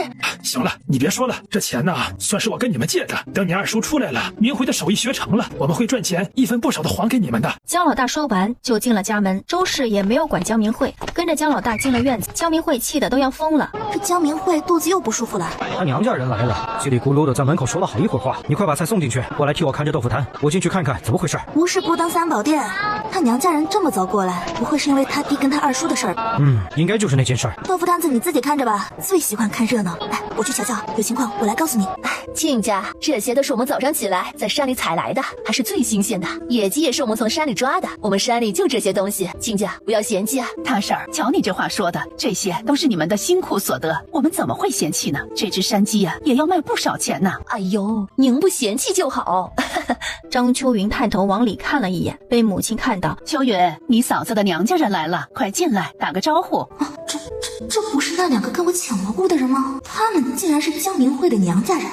那个女人还说那东西都是他们从山里带来的，果然跟江明慧一样，都是大骗子。江老大跟周氏看到张秋云也是一脸的尴尬。他们是你嫂子的父亲跟二婶儿。叔婶儿，原来是你们啊！之前咱们见过的。你们之前见过呀？娘，之前我去买菜，叔跟二婶也在买菜，见过一面。不可能，你怕是看错人了吧？你叔跟二婶怎么会去买菜呢？东西都是他们从山里专门给咱们带过来的。秋云，你对我有意见我知道，但你不能胡说，这些东西是他们从山上专门挖的，马来的能有这么新鲜吗？叔二婶，这些东西真是你们从山里带来的？都是山里的东西，是一样的。这真是你们买来的？这有什么关系呢？不管是买的还是从山里带来的，都是亲家的心意。秋云呐，把亲家拿来的东西送去厨房。中午啊，你们就留下来吃饭，我把鸡给炖了。您真是太客气了，我们这次来是有点事想找你们帮忙，事情办完了我们就回去了。知道他们来干嘛了，张母心里有数了。其实啊，我也猜到你们来的目的。我们呐，只是做小本生意的，也就是啊，表面上看着好看，没权没势的，只能勉强温饱。你们家的事儿啊，太严重，想帮你们也无能为力呀。哎呦，您说笑了，你们家大业大，外头的顾客都排成队来你家买豆腐，说只能解决温饱，太谦虚了。我们也是没办法才想到你们，咱们是亲家，相信你们不会见死不救的。不过您放心，你们花多少钱都算是我们借你的，以后会一分不少的还给你的。如果不相信，我们可以写借条嘛。亲家呀，你们还是不相信我，我们家是个什么情况啊？只有自己清楚。明慧嫁过来也快2个月了，对我们的情况啊是最了解。你不信我的，那就问问明慧，她是你们江家的姑娘，她的话你们总该信吧？无论她怎么说，都会得罪其中一方。你还犹豫什么呀？你知道什么就说什么，没有什么不能说的。爹，二婶，我娘说的都是真的，我们不是不想帮你们，而是实在无能为力，你们就别再为难我们了。二叔是江慈把他送进官府大牢的，我弟明辉也是因为他相公有钱，你们最应该找的人是他。大哥，你都听到了吧？他亲弟弟亲二叔的事找他帮忙，他说我们是为难他，我白疼你这么多年了，你这个白眼狼！要知道你是这么没良心的人，我就不应该帮你。够了，二婶，你还是跟我爹回去吧。啪的一声，江老大一个巴掌抽在了江明慧的脸上。哼，江明慧，记住你今天说的话，希望你没有需要我们的那一天。咱们走，不求他。说完转身就走，周氏也跟着出去了。厨房边上还放着他的背篓，里面他买来的东西都还没有拿出来。周氏把背篓背在了身上。岳父、二婶，你们这是去哪儿啊？留下来吃了饭再走啊？哼，你家的饭我可吃不起。江明慧从家里追了出来，张晨文问他怎么了，他也没有理会，直接跑着追上去。爹，你听我说，别叫我爹，从现在起我不是你爹。爹，你要理解我，我没有办法，如果得罪了婆母，我在家里就更难过了。你心里想着还是你自己，江明慧，你太自私了，在你婆家好好过日子吧，以后我们不会再来麻烦你了。哼，没有娘家人给你撑腰，我看你这好日子能过到几时？二婶，爹，你们明明知道我是被逼的，哼，我是一点都没看出来你是被逼的。我们都还没进门，你就让我们不要提这事儿，我们提了，你又说这些钱是借的，你竟然都不替我们说句话，帮着你的婆母来为难你爹和我。如果你还当我们是你亲人，那就想办法把你二叔从牢里捞出来，把明慧的通缉令给撤了。今天的事我们就当做没发生，你做得到吗？江明慧摇了摇头，他做不到。做不到就回去吧。江老大对他彻底失望，转身就走。周氏也没有再跟他说话，跟着江老大离开了。凭什么是江慈那惹的祸，你们却让我来承担后果？江慈，你等着，我不会放过你的。阿慈，江慈听到周成的声音，睁开眼睛，从床上爬起来。杨子，快过来看看，我给你带来好吃的。说着，从背篓里拿出一个八月瓜，你喜欢的。江慈伸手接过，心里甜蜜蜜的，他没吃，递到周成嘴边，喏，你吃一口，我再吃。周成怔了一下，他们还从来没有一起吃过一样东西。他咬了一口，江慈把他剩下的那一半放在自己口中。明天早上我跟你一起进山。你跟我去山里做什么？又累又危险。我在家待着无聊，想跟你一起去山里看看。山里有什么好看的？这里四处都是山，你也是在山里长大的，还没看腻吗？没有啊，我想看你打猎的样子，一定很帅。好，明天我带你去。第二天，婆母煮了几个野鸡蛋，还带了几块糙米饼子，用布包好，放在了江慈的背篓里。山里危险，你请跟着你大哥和阿成，别落单。好的，娘，我知道了。江慈跟周成两兄弟一起进了山，突然他的目光落在不远处一个挂满果实的果树上。江慈跑了过去，仔细分辨果实跟叶子，惊喜地发现这竟然是野生的油桃。野生油桃果实表面光滑，色泽鲜艳，跟毛桃嫁接，油桃果实的品质就能得到较好的提升，口感脆甜或者甜软。同时，毛桃的抗逆性可以使油桃在生长过程中更好地抵御病虫害和不良环境。江慈开心地转身，我终于找到他了。你知道这里有棵树？我不知道呀，不过我进山就是为了找他。见周成跟周彪一脸不解的样子，江慈就把自己的想法跟他们说了。两兄弟从来没有听过这样的事情，都觉得不可思议。2棵不同的桃树结合在一起，就能得到品种更好的桃子，我从来没听说过呀。你见过谁这样做过？我在娘家的时候见过村里的一位长辈这样做过，而且确实成功了。还真有人这样做呀？当然啦，所以等到9月份我也要试试，到时候成功了就把树苗种在房前、屋后、山上、荒地都可以种。过2年树上结果，咱们就能赚到很多钱了。咱们成功了，也可以带着整个周家村一起致富。他们也就不用为了一日三餐发愁了。有了银钱，咱们可以出山，随意去外面任何地方生活的。山里虽好，但生活不方便，年轻人出山一趟都很费力，更别说岁数稍微大一些的，出山一趟就更加不容易了。万一生点严重的病，等走出深山，人也断气儿了。但凡身上有足够的银钱，不会有人选择住在深山老林的。要是真如你所说，那咱们真的可以试试。相公，你能记住这个地方吗？当然可以，只要我去过的地方，我就都能记得。那我就不用再做记号了。周成跟周彪两兄弟摘了不少已经熟了的桃子，放进背篓里，然后坐在山坡上吃了早上婆母给他们准备的食物。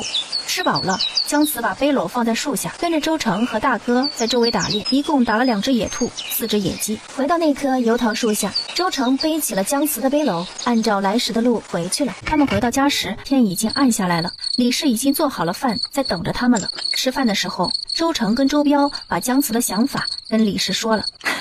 你有这种想法很好，我们家都会支持你，跟你一起做。我也想走出大山，这辈子去过最远的地方就是西门镇，外面是什么样的都没见过。周家嫂子在家吗？李氏一听，惊喜起身，是媒人来了。在呢在呢，妹子可把你等来了，我们正在吃饭，来一起吃。哎，不了，天也不早了，我说几句话就走。姜慈也跟着出来，跟媒人打了招呼。我拜托你的事怎么说？不好意思呀，事儿没办成，人家连门都不让我进，说他们家的姑娘就是在家当一辈子的老姑娘，都不会嫁到山里来，还说让你们死了这条心。我做媒人这么多年，还从来没见过这样不知礼数的人。事情没办成，我呀就不能收你的银钱，你拿回去吧。李氏听了很失望，他没想到会是这样的结果。妹子，不好意思，让你受气了，不能让你白跑一趟，这钱你收着吧。哎呦，那怎么可以呀？你就别推辞了，你收着，我心里也能好受些，今后还要继续麻烦你呢。周嫂子，你要这样说的话，那这钱我就收着，我给你留意着，看看哪家的姑娘合适，我再给你们介绍。让你费心了，时候不早了，我也该回去了。婶子，请等等，我有事要问问你。你想问什么？你说你门都没进，能具体说说事情的经过吗？当然可以。我到了西门镇之后啊，直接就去了西门镇豆腐坊。这刚到门口，就被卖豆腐的妇人给拦住了。知道我是说媒的，就跟我说了那番话。那卖豆腐的妇人是不是很年轻，个头跟我差不多？哎，是的，是的。哦，我知道了，谢谢您告诉我这些。不客气，不客气。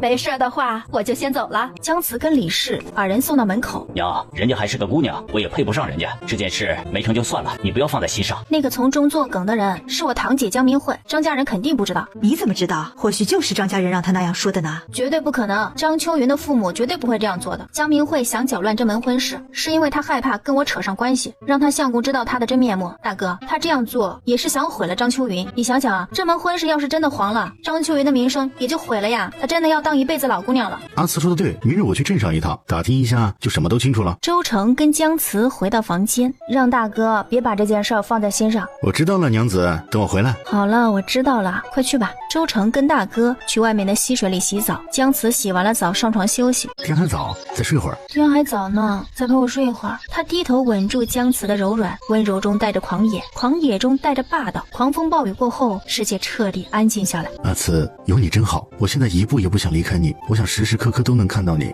我也是。姜慈也没有力气听到周成的话，他也满心的幸福。听到姜慈的回应，周成的嘴角勾了起来，他觉得自己是这个世界上最幸福的人。姜慈再次醒过来的时候，天已经亮了，他的身边已经不见周成的身影。回想周成跟他说过的那番话，不断的萦绕在他的耳边，心里满满都是幸福。周成来到西门镇，周成去了西门豆腐坊，他正要走过去。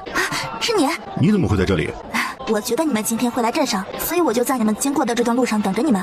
没想到还真叫我等着了。那个，他为什么不叫媒人过来？他是不是看不上我？张秋云昨天在家里等了一天，一直没等到媒人来家里说亲，他心里有些害怕。要是周彪真的不来，那他以后真的要在家里当一辈子老姑娘了，爹娘也要被人说一辈子的闲话了。媒人昨天就来了，被你们家给赶了出去，还说了很多难听的话。我今天是专门过来看看情况的。不可能，我昨天都在家里，根本没出门。要是媒人来了，怎么可能不知道啊？他在大门口就被赶走了，连家门都没进去。什么？没进家门？我爹跟我娘一直都在家里。他突然想到了什么，回头看了一眼正在卖豆腐的江明慧。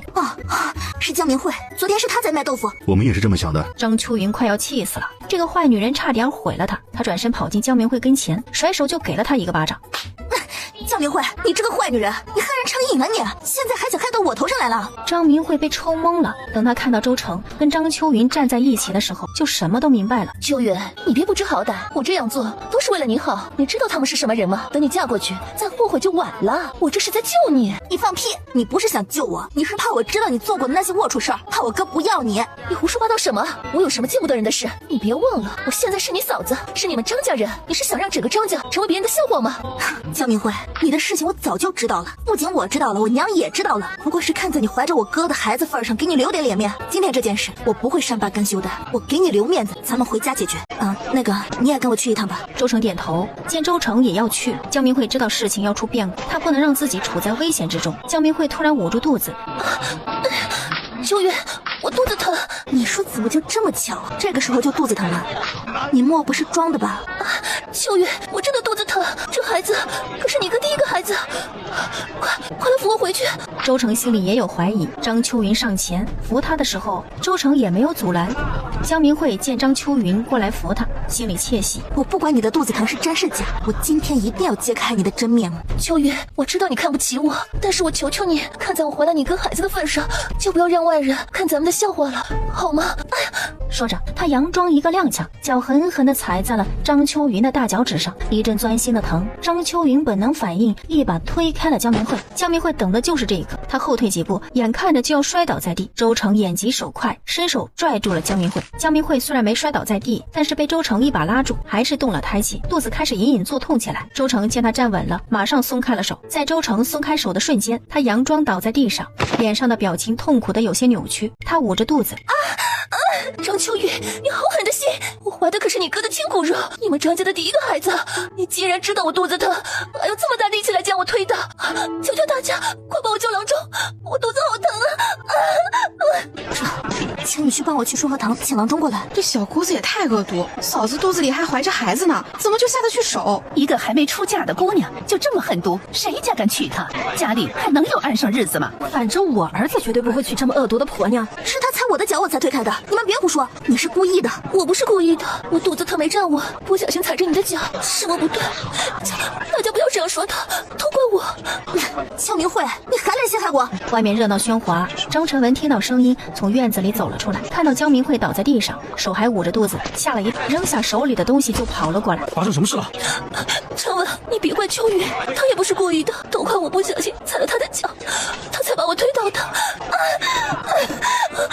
我肚子疼，相公，快去叫郎中！他把江明慧从地上抱了起来。哎呀，还不快去叫郎中！孩子要是有事，我饶不了你！张成文说完，抱着江明慧就往家里跑。周成带着郎中很快就赶了过来。郎中来了！跟我来！张秋云憋屈的眼泪直流，跟周成站在门外。气死我了！江明慧他阴我，他就是故意的。我知道，你先别着急，先看情况再说。孩子没事吧？孩子动了胎气，要卧床休息，好好养着。情绪不能太激动，再吃我开的保胎药，就不会有大碍了。没事就好，家里的活你就别干了，就听郎中的话，躺在床上保胎，情绪不要激动。娘，秋云今天差点弄没了我的孩子，她是越来越过分了，你们不能继续惯着她了。我也有错，不能怪秋云，毕竟她年纪小，对很多事情是非不分，误解了我的意思，我不怪她，你们也别怪她了。这件事儿要是秋云的错，我会让她过来给你道歉的。郎中写好了方子，跟我去药房抓药吧。那你好好休息吧。说完也出了门，看到站在外面的闺女抹着眼泪，你还知道哭？你跟我过来。刚想走，余光瞥见旁边还站着一个身材高大的英俊男人。你是谁？